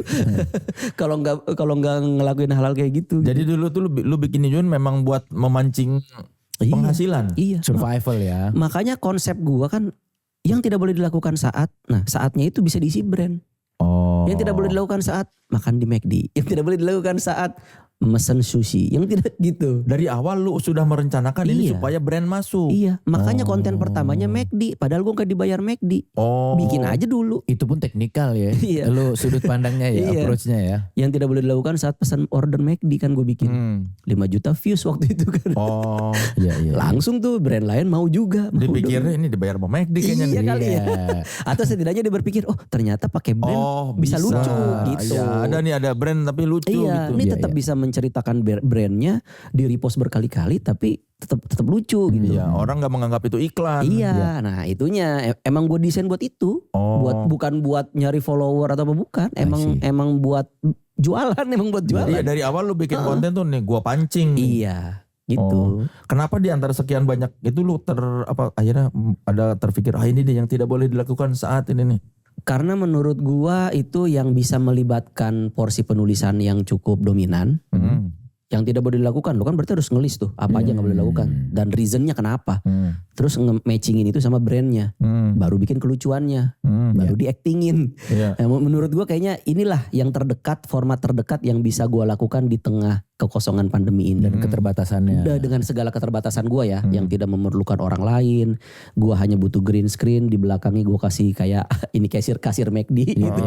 Dengan green, itu kan ada plugin di ininya kan, Instagramnya di iPhone 6s gua waktu itu yang masih berbayang. Nah itu gua pakai itu. Langsung masuk tuh, ada brand roti, brand kopi, brand apa, sushi, ramen apa gitu. Ya gue tinggal ganti. Yang tidak boleh dilakukan saat makan ramen, yang tidak boleh dilakukan saat pesan sushi gitu. Tinggal cari kelucuannya. Tapi selama kerja dengan brand-brand itu di yang si Yuyun, seberapa gede ini loh kebebasan lu berkaryanya? Biasanya tergantung brandnya. Kalau brandnya nggak terlalu besar, biasanya lebih cincai. Oke. Tapi lebih kalau bebas ya. Lebih bebas. Tapi kalau yang udah besar, kadang-kadang dianya mau. Tapi dari regional nggak boleh kak gitu. Nggak boleh nyebut ini, katanya terlalu memprovokasi. Takutnya ntar ada yang tersinggung gitu-gitu. Padahal menurut gue mah aman ini gitu. Jadi kadang-kadang ya udah kalau nggak bisa, tapi gue udah bilangin, tapi kalau gue ganti itu jadi nggak selucu yang itu ya, nggak apa-apa ya gitu. Jadi kadang-kadang pas udah di-upload bener viewsnya nggak terlalu gede, ya gue nggak bisa disalahin, kan gue udah bilang gitu. Udah disclaimer. Iya disclaimer gitu. Contoh nih misalnya kayak ada punchline, gue ngomong aqua gelas, dia pasti nggak mau itu nyebut brand kak. Gitu. Tapi padahal kan brandnya bukan kompetitor Aqua juga. Tapi kan kalau gua nyebut gelas air minum kemasan jadi tidak lucu gitu. Mungutin Aqua gelas sama mungutin air minum dalam kemasan kan terlalu sopan. Secara diksi itu tidak memancing tawa gitu-gitu loh. Padahal ada hal-hal yang udah dalam keseharian tuh kalau ini disebut jadi lucu. Iya, gitu. karena memang bahasa sehari-hari iya gitu. Sementara gue berusaha meyakinkan ini kan bukan kompetitor lu. Kenapa nggak boleh disebut? Iya dari regional soalnya tetap nggak boleh kan nyebut brand lain. Oh ya udah, gue ganti jokes yang lain ya gitu. Akhirnya ya gue bilang ini jujur aja nih nggak sekuat yang tadi itu. Supaya gue nggak disalahin nanti ketika kok orang reviewsnya nggak kayak yang biasanya gitu. Nanti gue lagi orang jahatnya. Iya. Yuyun tuh menyelamatkan hidup lu berarti ya? Sangat hidup gue dan keluarga gue. Sosok heroik ya. Iya. Dari yang tadinya pusing gue nggak bisa ngapa-ngapain tuh sampai akhirnya kayak jadi ada sesuatu yang bisa gue kerjain nih. Ibaratnya kayak ini pandemi 2 tahun 3 tahun juga ayo deh gue bisa nih gitu. Karena gue nggak keluar. Iya. Nggak keluar. Terus gue masih bisa liburan lagi sama keluarga gue, road trip. Iya. Karena bisa kan sambil bikin konten. Iya. Gue sempat ada bikin konten di Bali. Gue road trip gara-gara nggak bisa naik pesawat kan harus pakai colok-colok itu kan. Anak gue masih kecil. Road trip gue. Bali lagi murah-murahnya. Benar. Daerah itu. Drop harga semua. Jadi kayak wah udah ini emang konten ini gue jadi malah menemukan jangan-jangan gue ke depannya bakal begini aja nih gitu. Jadi konten kreator gitu. Gak apa-apa juga gue bilang gitu. Gue pokoknya nggak terlalu mikirin itulah. Jalanin aja nih yang di depan mata ini oke, ini baik, ini halal, udah jalanin aja gitu. Tapi lu nggak pernah terpikir buat membawa karakter Yuyun ke salah satu film lu, Cok? Gue takut anak gue malu. Jejak digital itu sebenarnya gue ngeri tuh. Namanya anak tuh kan kadang-kadang suka gampang cepat malunya, cepat merasa nggak pedenya. Baca berita nggak ada anak-anak yang nangis gara-gara di sekolah diledekin bapaknya hitam. Gimana coba lu menjelaskannya gitu? Emang dari lahir hitam gimana coba? Tapi kan anak kecil tidak bisa memproses semudah itu. Dikata-katain bapak lu hitam. Iya. Nah gimana kalau misalnya ternyata ntar anak gua udah makin gede, teman SD-nya menemukan video bapaknya jadi kayak gitu, jadi cewek gitu kan. Bapak lu Yuyun. Iya, bapak kamu Yuyun gitu. Belum tentu dia bisa terima. Tapi Lana belum tahu video lu jadi Yuyun. Tahu saat ini mah dia masih nerima. Oh, masih lucu-lucu aja. Tapi kan kita nggak tahu seiring dia makin gede, tiba-tiba makin malu ketika diituin kan. Ya gue juga pasti pasti gue hapus itu konten semua nanti. Karena kan respon teman-temannya dia, lingkungannya dia nggak bisa kita tebak ya Bang ya. Iya gitu. Jadi kayak sebisa mungkin gue tuh bikin sesuatu yang kalau anak gue ngeliat tuh dia nggak malu. Ya. Oh, di film pun begitu. Ya iya. Makanya sekarang anak gue malah bisa tuh kayak papaku kan yang bikin agak lain gitu. Meskipun dia belum pernah nonton. Oh dia belum pernah nonton. Karena gak gue kasih karena ratingnya 13+. Iya gak cukup umur. Iya. Dia bangga, dia tak taunya apa agak lain tuh buat dia. Ya film tahu. Cuman gue tidak pernah mengajak dia nonton film itu karena gue tahu itu 13+. Belum waktunya. Iya. Tapi yang dia tahu dari film itu apa? Ya filmnya lucu, ditonton banyak orang. Oke. Dia taunya dari mana tuh? Ya karena gue bilang nih karena filmnya laku nih kita bisa liburan nih, gue bilang gitu. Dikasih bukti. Jadi dia taunya filmnya laku. Iya. Ntar dia bingung emang ayah ngapain di situ gitu. Ya ayah yang jadi sutradara menulisnya gitu. Dia penasaran sebetulnya tapi gue belum bisa ngasih filmnya. Karena belum umur ya. Iya, jadi paling gue kasih liatin trailer gitu-gitu. Walaupun kan yang nonton agak lain kayaknya banyak juga yang bawa bocah-bocah kecil kan. Banyak. Tapi kan maksudnya kalau gue sendiri aja melanggar itu nanti gimana gue ngomong ke orang lain. Ya udahlah, ntar orang lain ketika gue edukasi, alah lu juga anak lu kasih tonton gitu. Jadinya udahlah ntar tunggu ya. Tapi setelah punya anak lu ada gak kayak lawakan yang dulunya lu keluarkan sekarang udah enggak itu baik itu di stand up ataupun di film? Enggak sih kalau itu mah tetap. Karena menurut gue nanti itu pada akhirnya tinggal menunggu waktunya anak gue cukup umur untuk menikmati joke semacam itu. Oke. Karena tanpa kita di luar sana kita nggak tahu kan dia juga. Maksudnya kita juga pernah kecil. Bokap kita tahu mungkin kita orangnya sopan baik-baik aja. Tapi kan di sekolah kita juga kalau ini kan monyet gitu nggak tahu kan. Nah kayaknya anak gue juga bisa begitu gitu. Tanpa gue sadari gitu. Nggak akan 100% bisa gue jaga banget gitu kan. Jadi suatu saat dia pasti akan tergelitik untuk menonton hal-hal yang kayak gitu. Cuman ya udah selama kitanya masih bisa ngontrol kapan ya tahan aja sekuatnya gitu. Tapi kalau di stand up ada gak batasan yang gak akan lu langgar dari diri sendiri? Batasan yang gak akan dilanggar? Apa ya maksudnya gue emang gak akan ngomong sampai ke ya ada batasan yang lu tetapkan gak? Gue gak akan ngomong begini atau?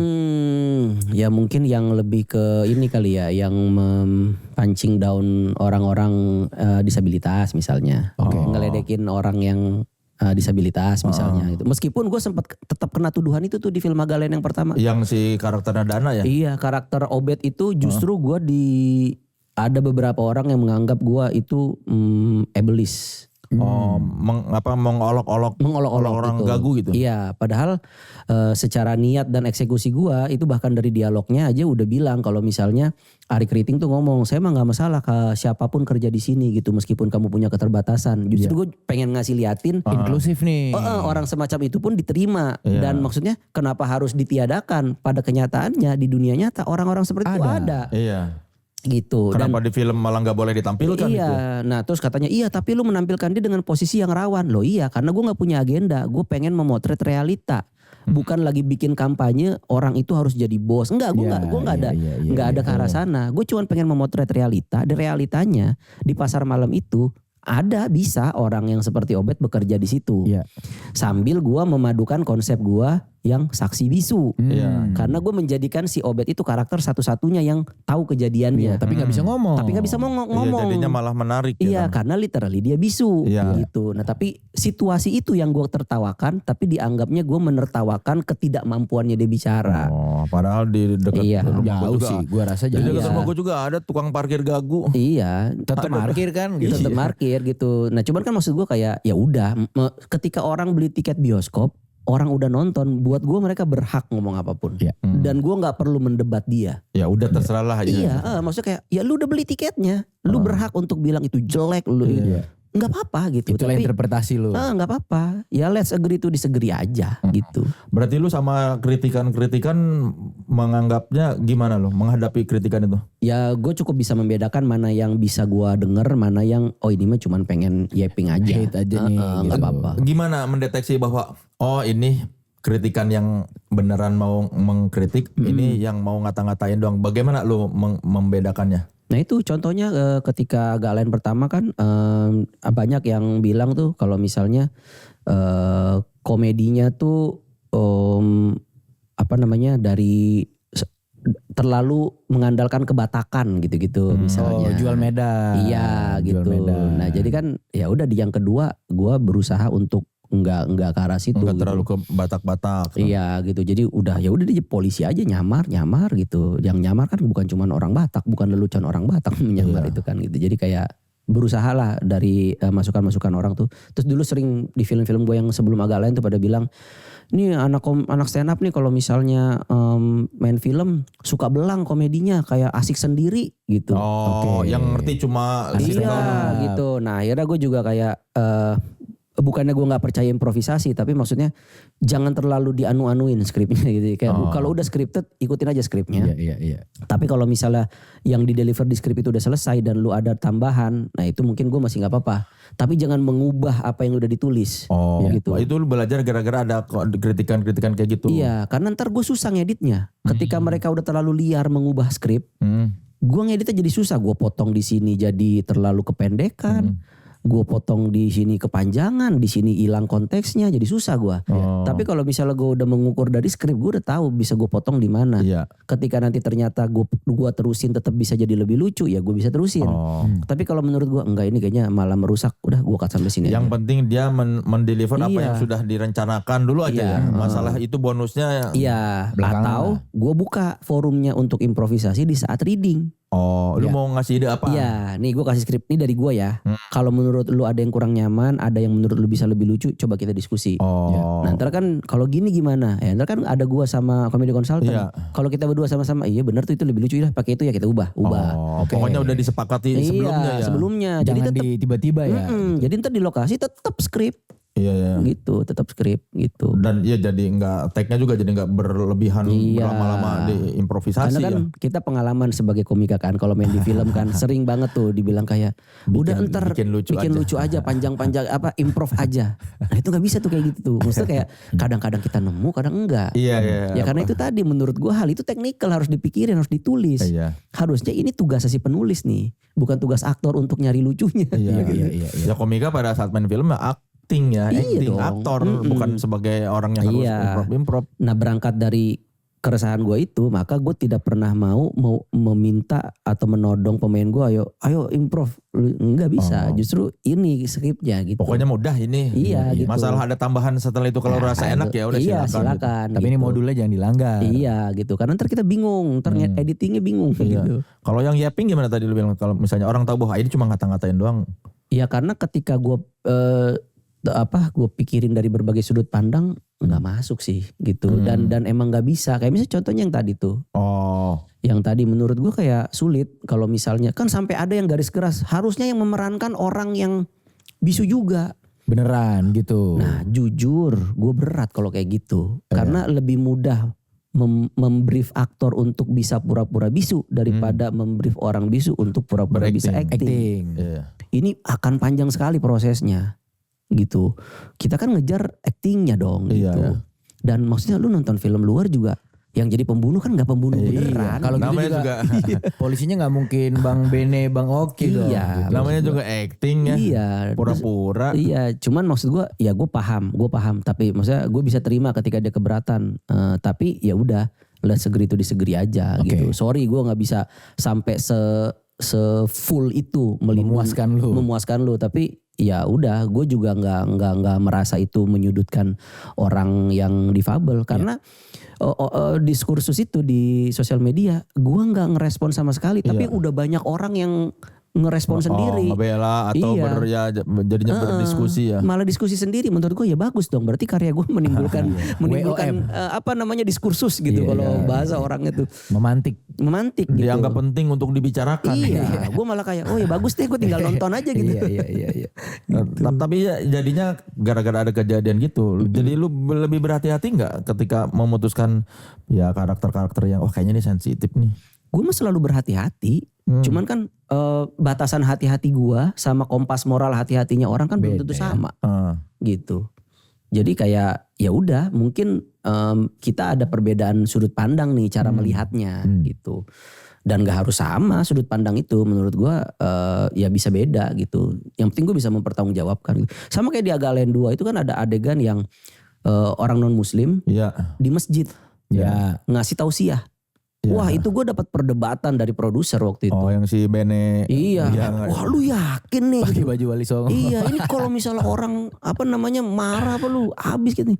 Gue bilang enggak, konteksnya jelas, mereka menyamar. Iya. Mereka menyamar, mereka melakukan itu bukan for fun. Kecuali for fun tadi ya. Kan dialognya gue udah bilang pas disuruh masuk, gimana kalau Habib masuk ke dalam, oh maaf I don't speak al-lughatil arabiyyah, dia bilang gitu kan. Dia bilang I don't speak bahasa Indonesia. Itu kan udah penolakan, dia gak mau masuk. Tapi dia dipaksa digiring gitu. Karena seperti itulah orang kalau bertemu dengan panutan ulama, dicium tangannya. Ya itu emang fakta di lapangan. Coba lu lihat Habib itu pasti dicium tangannya. Itu kan bentuk penghormatan. Ya udah gitu, si Benenya mirip banget kan. Nah disitulah komedinya bermain gitu kan. Komedinya bermain di situ. Maksudnya kayak lu bermain di sisi yang tidak merendahkan, tapi situasinya memang bisa diketawain gitu. Jadi ketika ada orang bilang kenapa sih ada orang non muslim ada di masjid? Ya kan konteksnya mereka menyamar. Mereka polisi. Polisi itu di film-film detektif kalau misalnya udah hampir ketahuan, dia akan melakukan apapun untuk gak ketahuan. Bahkan di film-film yang lebih kejam, dia ditodong disuruh nembak temennya, dia akan pura-pura tuh ditembak tapi kakinya misalnya. Sengaja gitu demi untuk dia gak kehilangan misi ini kan. Nah maksud gue ini juga bisa dilakukan, cuman bedanya gue pendekatannya bukan menembak orang, tapi melakukan hal konyol gitu, hal yang dia gak pahamin. Ernest akhirnya setuju gara-gara apa tuh? Ya akhirnya ya udah deh, mimbarnya jangan yang terlalu kayak lu tuh kan mimbar kampung yang gue tuh pengennya yang ukir-ukir. Gue pengennya tadi Bene tuh naik di mimbar yang kayak raja duduk. Oh iya yang ada pakai tongkat. Pakai tongkat. Kayak khotib di Jawa Barat. Cuman dua produser itu kayak aduh jangan kayak gitu. Terlalu ini ya. Ntar lu tahu kan orang Indonesia itu apa-apa bisa digoreng gitu. Kalau itu di screenshot ntar dibilang menistakan apa gini. Ya udah kalau gitu. Akhirnya sila. Gue duduk bersila aja ya kayak kajian-kajian. Ya udah boleh gitu. Lah itu kan tawar-menawar. Maksudnya kayak gue gak bisa juga memaksakan keinginan gue nih harus semuanya begini. Ya film kan kerja kolektif ya. Kecuali gue bikin filmnya pakai duit gue 100% ya bebas. Boleh. Gue bebas apa aja. Tapi kan ada produser ya, gue harus menghargai keputusan produser juga. Akhirnya kita tawar-menawar nih. Ya udah ini boleh tapi ini jangan gitu. Yang ini boleh tapi apa gitu. Ada ininya lah, ada komprominya. Tapi sampai apa namanya rebana gue masukin gitu. Lu yakin lu aman? Rebana tuh lagu bukan ayat. Bukan kegiatan peribadatan gitu. Iya, bukan kegiatan peribadatan. Makanya kan gue ada perdebatan kan, sholat sama pengajian, baju sholat sama baju pengajian tuh sama nggak? Gitu. Oh makanya karakternya Bene nanya kan. Bene. Iya. Karena gue pengen memperlihatkan intensinya mereka tuh memang mereka sedang tidak ingin menyulut. Emang nggak tahu. Iya. Dan yang dipahami sama orang-orang ini kan pengajian tuh yang rame-rame di jalan. Ya nggak salah dong. Siapa suruh lu pengajian sampai bikin orang, ya itulah image yang diterima orang jadinya kan. Jadinya ketika jawabannya Boris, ya beda lah, sholat itu ibadah. Kalau pengajian event itu jatuhnya. Ya emang benar kan, pengajian event kan, bukan ibadah. Kita nggak ada rukun sholat harus pengajian, nggak ada kan. Cuman sholat, puasa, zakat, nggak ada pengajian kan. Jadi ya benar jawabannya gitu. Nah jadi gue kayak, mungkin gara-gara pernah pesantren juga kali ya. Jadi gue cukup tahu kayak ini tuh aman sebetulnya. Ya kalau yang ini emang gak boleh gitu. Kalau misalnya nih ada ayat lu main-mainin yang gak boleh lah. Dong. Ya karena lu kan ya dari SMP udah santri. Terus lu UIN juga kan. Iya meskipun gue bukan jurusan agama sih. Iya tapi kan lingkungannya lingkungan Islami. Agama. Iya gitu. Yang gak boleh itu kan kalau misalnya ayat lu mainin. Gerakan sholat lu mainin misalnya. Itu bisa tuh. Nah gue kan gak ada. Dia cuma jalan, masuk masjid, jalan disuruh ngasih petuah. Terus yang diomongin juga bener kan. Dia bilang babi itu haram, bener dong. Bener kan, gak salah. Apa salahnya gitu. Ya yang juga tidak salah adalah memberikan pertanyaan kepada narasumber kita. Ini saatnya kita masuk ke sesi nitip. Alias netizen izin bertanya. Kita masuk ke pertanyaan pertama dong. Betul, ya teman sekelas juga bisa bertanya ke semua narasumber yang akan kita wawancarai di podcast Naik Kelas. Caranya lihat saja Instagram kami @authenticity_id.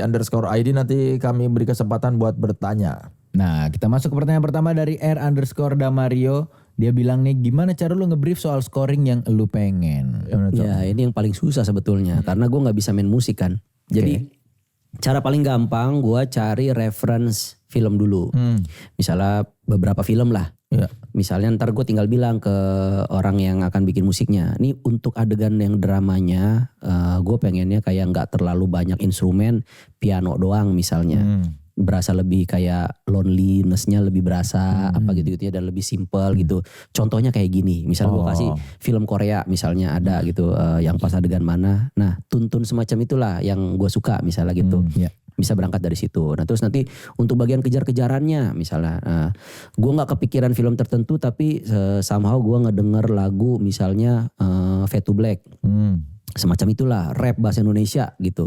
Tapi kata-katanya liriknya tuh oke gitu. Enggak yang kadang-kadang kan ada nge-rap tapi liriknya tuh off gitu, enggak kurang, karena emang rap emang kayaknya enakan bahasa Inggris gitu, lebih keren aja rasanya. Tapi enggak juga, ada ternyata yang pakai bahasa Indonesia pun tetap enak gitu. Dia tergantung meramu liriknya aja sebetulnya. Nah, itu gue pakai buat yang opening scene yang pas berantem itu tuh. Itu yang pas di gudang itu kan, yang pada berantem itu kan bikin tuh itunya musik dan scoringnya. Nah terus kayak adegan-adegan yang di panti suspense-nya, nah itu reference gue Conclave. Karena menurut gue Conclave tuh simple banget, itu tuh cuman film tentang perjalanan memilih paus. Tidak ada yang kejar-kejaran, pembunuhan apa, nggak ada, cuman milih paus. Cuman pemilu. Ada kayak pemilunya, udah gitu internal sesama paus doang. Tapi entah kenapa gue nonton film itu kayak kok deg-degannya dapat gitu ya. Takut ketahuan, takut ini apa. Ternyata soundnya, sound desainnya bagus banget menurut gue. Scoringnya tuh, dan dia main di kayak di alat-alat gesek gitu. Tiba-tiba ngek gitu-gitu, dia buka kotak ngek gitu-gitu. Nah gue ngomong gitu aja ke orang musiknya, yang kayak gitu-gitu aja, jadi gak usah terlalu rame, tapi kayak ada alat-alat gesek tuh yang bikin perasaan tuh gak nyaman gitu. Udah nanti dia akan bikin, nanti gue dengerin. Nah kalau misalnya menurut gue masih jauh, ya gue bilang masih jauh. Tapi kalau masih deket, biasanya gue pakai voice note, terus yang pakai mulut aja, teng gitu-gituin aja. Iya. Di bagian ujungnya nih tambahin aja, jeng misalnya gitu. Ntar dia ngerti lah. Karena kan gue bukan musisi. Oke, berikutnya Kita lanjut ke pertanyaan dari Jasmine APRDHT Aphrodite. Yoi, ide-ide gila di seluruh film Bang Aco itu munculnya dari mana sih? Soalnya imajinasinya terlalu liar. Emoji apinya ada 2. Dari mana, Cok? Dari Allah. Saya hanya medium. Tapi bener sih. Maksud gue kayak kadang-kadang itu tuh datang di saat gue ngerasa mentok. Nah itu gue pernah posting tuh soal agak lain 2 tuh. Gue sempat kehilangan skrip. Iya, yang kehapus itu. Kehapus bukan tanpa sengaja dengan kebodohan gue sih itu. Gue bikin biasa kan kalau nulis skenario itu sebelum masuk ke draft 1 kita bikin namanya scene plot kan. Scene plot tuh kayak udah gue memetakan scene 1 ngapain, scene 2 ngapain, sampai scene 100 sekian tuh ngapain. Itulah urutannya. Nah setelah bikin itu baru gue masuk ke draft 1 ngisi scene itu dengan dialog. Iya. Nah masalahnya gue kerjain itu di saat bulan puasa dan gue sambil syuting film Tinggal Meninggal sebagai pemain. Iya. Jadi gue pulang syuting lanjutin skrip. Nah mungkin lagi enggak lagi cermat, lagi capek atau gimana gitu. Gue tuh biasa kalau bikin skrip ada alternatif adegan itu gue save dulu ke halaman yang berbeda. Mana tahu nanti mau dipakai. Iya. Ya, gue taruh di halaman berbeda. Logikanya harusnya gue save as nama baru, ya kan? Iya. Bodohnya gue save as gue nge-replace. Or do you want to replace? Iya, gue nge-replace file yang masternya. Wah. Jadi pas masternya gue buka hilang, yang ada cuma alternate. Iya. Waduh itu udah draft 1. Belum, udah di apa namanya? Iya udah draft 1 tapi belum selesai draft satunya. Iya. Mungkin baru sekitar 70%, 60% gitu. Lumayan Bang. Banget gitu. Akhirnya berbekal scene plot itu gue harus mengingat ulang dialog-dialog apa yang udah lu bikin. Udah gue tulis gitu. Nah tapi ternyata saat gue rewrite itu istri gue sama anak gue masuk rumah sakit. Gue jadinya bawa laptop ke rumah sakit. Di bulan puasa. Jadi gue nulis ketika anak istri gue udah tidur. Baru gue bangun malam sampai sahur. Nah ternyata justru di tengah malam itu malah gue kepikiran termasuk ide yang masjid itu. Adegan masjid.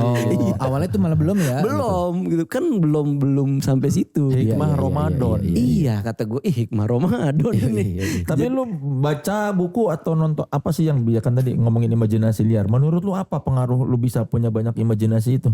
Mungkin nonton kali ya. Nonton juga kali cuman nggak ya mungkin sosial media ngelihat fenomena-fenomena aneh di sosial media kan suka ada aja setiap hari gebrakannya ya kan. Nah itu tuh bisa jadi inspirasi tuh. Jadi ketika bikin itu pokoknya di kepala gue ini 4 orang ini tuh harus jadi little man in big situation. Pokoknya orang ini harus dicemplungkan dalam situasi yang besar. Polanya gitu lah ya. Harus selalu begitu. Situasi besar yang tidak bisa mereka handle dengan kemampuan mereka. Sehingga mereka merespon dengan cara-cara yang agak lain. Gitu. Yang gitu. Dari pertama juga gitu. Begitu. Little man in big situation. Selalu.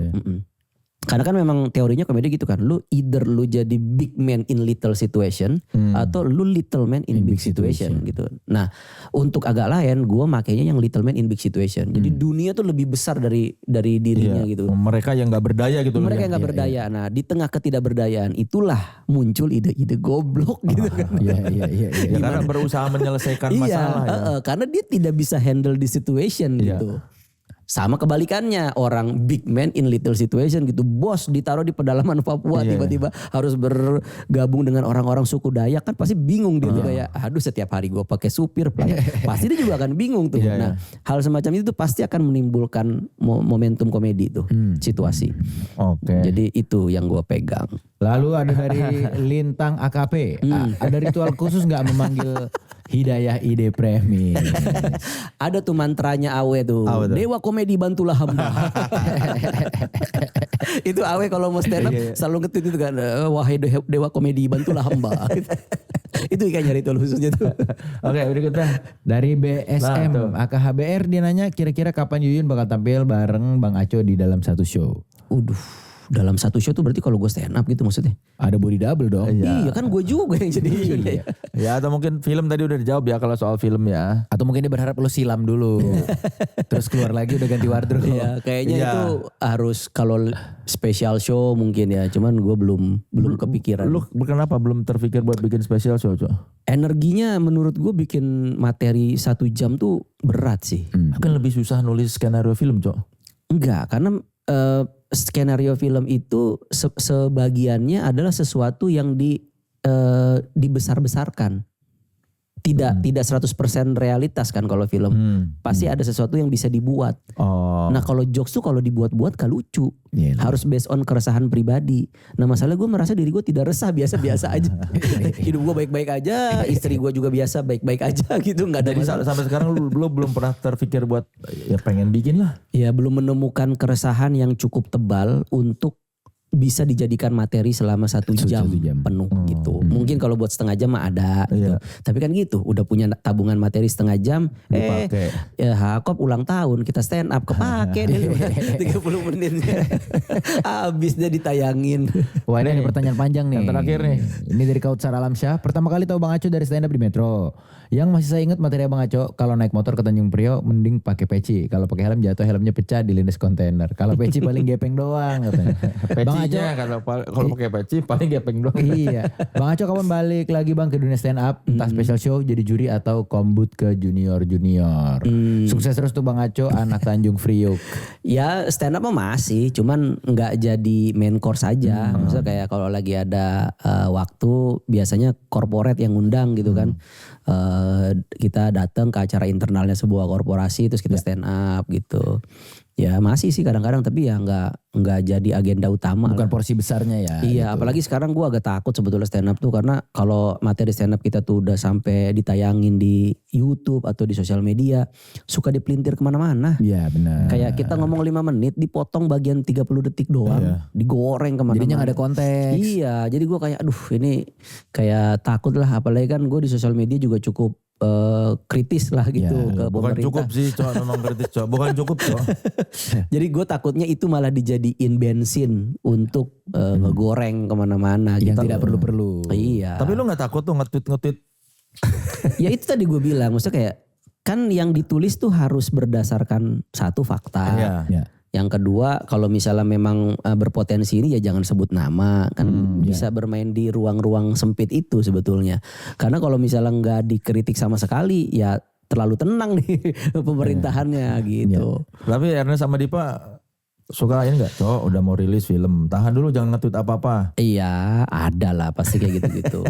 Dan gue bisa paham gitu. Gue bisa paham karena mungkin kalau gue duduk di kursi produser juga gue pasti akan memikirkan hal yang demikian gitu. Iya.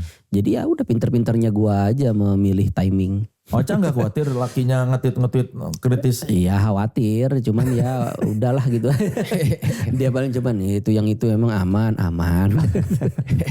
Berarti sering dong kamu nge-tweet ini. Iya sering gitu kadang-kadang. Ih kok kamu ngomong kayak gitu itu aman emang aman. Ada kok datanya nih dari kompas.com. Oh ya udah. Pokoknya harus ada datanya. Kalau nggak ada datanya jatuhnya tuduhan. Benar. Ya, tapi lu sebelum nge-tweet lu pikirkan baik-baik itu. Iya harus dicari dulu gitu. Karena sekarang tuh banyak itu berita timpa-timpa itu loh. Iya. Jadi sebetulnya beritanya nggak ada. Tapi orang bikin poster seolah-olah itu berita. Iya. Nah orang kalau udah kepanasan langsung main repost. Repost. Nah itu mendingan kalimatnya itu lu googling dulu. Bener nggak ada. Ada nggak berita itu tuh? Iya. Atau dari website terpercaya nggak? Iya misalnya ada apa pelaku kejahatan diduga oknum aparat gitu. Bener nggak nih? Ternyata pas dicari nggak ada, gitu. Jangan gitu. Nah, tapi ketika ada ya udah suarain nggak apa-apa gitu. Jadi lu periksa dulu kalau lu mau ngapain ya. Periksa dulu. Ngeri kalau nggak asal emosi. Wah mana? Iya, sebagai orang yang udah pernah ngerasain di BAP. Ada baiknya. Ada baiknya kita meninjau ulang. Aco duta apartemen ya. Ya itu lu nggak kapok tuh maksudnya. Ya maksudnya kejadian itu lu nggak bikin jadi. Ya karena terbukti gue tidak apa-apa. Maksudnya kayak apa yang gue tulis di blog saat itu berdasarkan fakta. Gue dipungut pungli, gue ada biaya ininya, biaya bukti pembayarannya. Justru gue seneng kalau itu di sidang. Karena lu melaporkan. Biar terekspos. Malah gue bisa memperlihatkan bukti-buktinya. Tapi kan dia yang cabut laporan. Dan dia minta maaf sampai ngapus blog. Kan sampai sekarang blognya nggak gue hapus. Karena gue nggak mau. Gue bilang ngapain gue hapus? Kalau gue hapus berarti gue salah dong gitu. Ya mendingan kita sidang tunjukin gue salahnya di mana gitu. Tapi malah mundur. Malah cabut laporan. Ya udah dong, aman dong. Berarti kan pegangan gue masih benar. Selama lu berdasarkan data, fakta, ya nggak usah takut gitu. Ya walaupun resikonya bakal ada yang. Ya direcokin BAP panggil bola ya ada. Tapi ya itulah hidup. Tapi lu deg-degan gak sih Cok waktu itu Cok? Ya deg-degan lah. Satu-satunya ngerem gue saat itu istri gue. Karena istri gue lagi hamil waktu itu. Itu kalau istri gue bilang lanjut gue. Cuman karena istri gue udahlah gini. Istri gue udah keguguran 2 kali. Oh daripada dia kepikiran lagi ya stres. Dia takut ini keguguran lagi. Karena kena pikiran. Stres. Akhirnya jiwa muda yang membara saat itu yang udah didukung oleh banyak pengacara yang udah siap sidang. Ya akhirnya gue tutup. Ya udah deh, nggak usah dipanjangin. Udahlah yang penting sama-sama udah nggak inilah. Iya, yang penting gue nggak mau minta maaf, gue bilang gitu. Ya udah, akhirnya dari sana juga udah hapus cabut laporan. Sampai hari ini blognya masih ada, ya udah. Apartemennya masih ada. Apartemennya masih milik ada. lu. Masih. Gitu. Nggak ada yang mau beli orang. Ya kan gue udah bilang dari awal sama dia, ini dengan lu menjarain konsumen lu, ini malah jadi akan bumerang buat lu. Maksudnya kan gue kerja di agensi, harusnya lu deketin orangnya, diskusi. Ya kenapa gitu. sih keluhan lu? Iya keluhan lu apa? Di mana gitu. nih nggak cocoknya? Nah ini kan orang sampai nulis begini karena mediasinya nggak mau ditemuin gitu-gitu. Oh penghuni apartemennya sampai demo juga tetap nggak malah dibentrokin sama security. Ya akhirnya jalan terakhir kita adalah menulis gitu. Buat penghuni mah lu pahlawan ya? Iya semacam itulah karena ya tumbal. Gue jadi tumbal. Ada yang lain gak berani. Ada berani. Gitu. Ya sudah gitu. Maksudnya karena emang gue yang punya platform itu yang bisa berbicara didengar banyak orang. Ya gue pakai platformnya untuk perjuangin itu gitu. Akhirnya kan bener sekarang mereka makin susah itu jual. Ya karena tahu ini yang ramai sama Acon. Iya maksud gue kayak kan lu salah sendiri itu. Sekarang beritanya kemana-mana. Lu malah dicap sebagai pengelola yang tidak mau dikritik jadinya kan. Iya. Nah gitu. Padahal mah tinggal perbaiki aja ya fasilitasnya. Hari gini menjarain customer gila loh di era sosial media. Aparat aja minta maaf kalau bikin salah. Apa kabar manajemen? Apalagi ini produk kita beli. Iya. Makanya gue ya udahlah. Ya, tapi hidup lu sekarang lagi baik-baik aja ya setelah itu paling berat ya cobaan dalam hidup lu. Iya sebetulnya impactnya lebih ke istri gue sih. Maksudnya kayak kalau ke guanya mau gitu udah gila aja gue pokoknya kayak ayo dah gitu. Kalau lu single berarti lebih. Gue sikat itu. Gue sikat pasti. Karena maksudnya kayak secara dukungan akademisi pun full. Bahwa gue tidak bersalah. Semua yang gue lakukan itu sudah dilindungi oleh Undang-Undang Perlindungan Konsumen gitu kata pakar hukum. Sampai dibahas di ILC apa gitu-gitu kan. Jadi sampai dibahas di ILC tuh ya. Iya, jadi kata gue kayak loh emang berarti gue gak salah gitu. Dan pengacara gue tuh udah nyiapin bukti-bukti semuanya nih. Dia nanya semua bukti-bukti itu disimpan kan? Ada, aman semua ada. Berkas gue lengkap gitu. Bukti bahwa gue udah lunas tapi gue belum pegang sertifikat. Bukti bahwa gue dijanjikan ada semua gitu. Jadi kayak ya kalau sidang tinggal ditunjukin gitu. Malah enak gitu. Justru dia yang kalang kabut jadinya jadi ketahuan ya. Takutnya nanti kan kalau dikulitin malah makin merembet ke yang lain-lain gitu ya. Tutup cabut laporan. Ya yang penting sekarang Muadwi Aco sudah tidak ada urusan lagi dengan hal seperti itu ya. Karena dia sudah membuktikan, selain membuktikan berkas-berkas dia benar, dia membuktikan bahwa karya dia sudah sukses diterima masyarakat. Mantap. Nah sekarang saatnya lu coba membuktikan tanda tangan lu di situ. Signing dulu dong di vinyl nih. Bukti hadir. Sebagai bukti hadir personal the science. The science. Sekarang nih. Ya. Sekarang nih. Kasih itu ya, bass spidol. Buat teman sekelas yang mau mendapatkan vinyl yang ditandatangani oleh semua narasumber podcast naik kelas di season ini, 30-30-nya nih bakal kami kasih untuk satu orang pemenang yang beruntung. Ingat semuanya satu paket, bukan satu-satu ya. Kalau yang satu-satu nanti di segmen Ini Karya Gue itu ada poster yang dibagikan untuk satu orang pemenang satu episode. Kalau ini nanti di akhir season bakal dibagikan ke satu orang yang beruntung. Langsung Silakan, dapat 30-30-nya. 30 langsung tunggu aja nanti ya di Instagram kami @authenticity_id. Yoi. Berapa ini ya? Tanggal 27 Juli. Bulan Juli. Kasus itu kuda tuli. Apaan tuh, Kang? Peristiwa 27 Juli ya, iya kan? Iya enggak? Iya kan yang penyerangan itu. Peristiwa kuda tuli.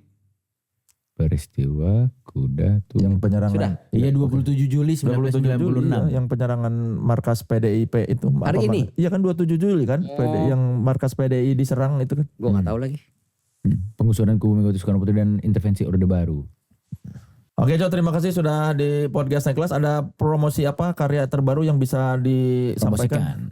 Ada sebetulnya yang udah mau tayang tahun ini, tapi gue bukan sebagai penulis dan sutradaranya, melainkan sebagai produser. Oh. Ya. Pertama nih Bang. Pertama kalinya, judulnya Gak Ada Matinya. Gak ada matinya. Drama komedi dari productionnya MD Pictures. Sutradaranya itu Etienne Cesar atau Isi, yang kemarin bikin Pesugihan Sate Gagak dan Tiba-Tiba Setan. Oke, menyenangkan jadi produser. Ya menyenangkan, tapi tanggung jawabnya secara komersil menurut gue lebih berat. Karena kan produser lebih fokus ke memasarkan karya kan. Bagaimana itu bisa diterima di banyak orang. Sementara kalau kreator itu lebih ke kreatifnya. Artistik lah ya. Jadi gue selain sekarang ngawasin proses kreatifnya, gue jadi punya rasa beban juga untuk bagaimana kalau ini tidak bisa diterima dengan baik gitu loh. Kasar kalau nggak laku gimana gitu.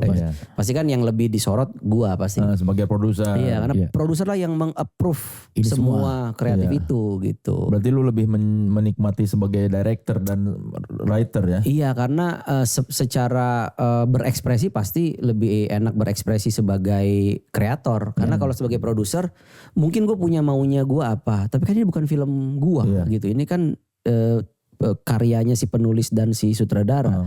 Jadi gue hanya bisa mengarahkan oke, ini bisa, tapi kalau mau works mungkin kita bikin seperti ini gitu dari based on pengalaman gue gitu.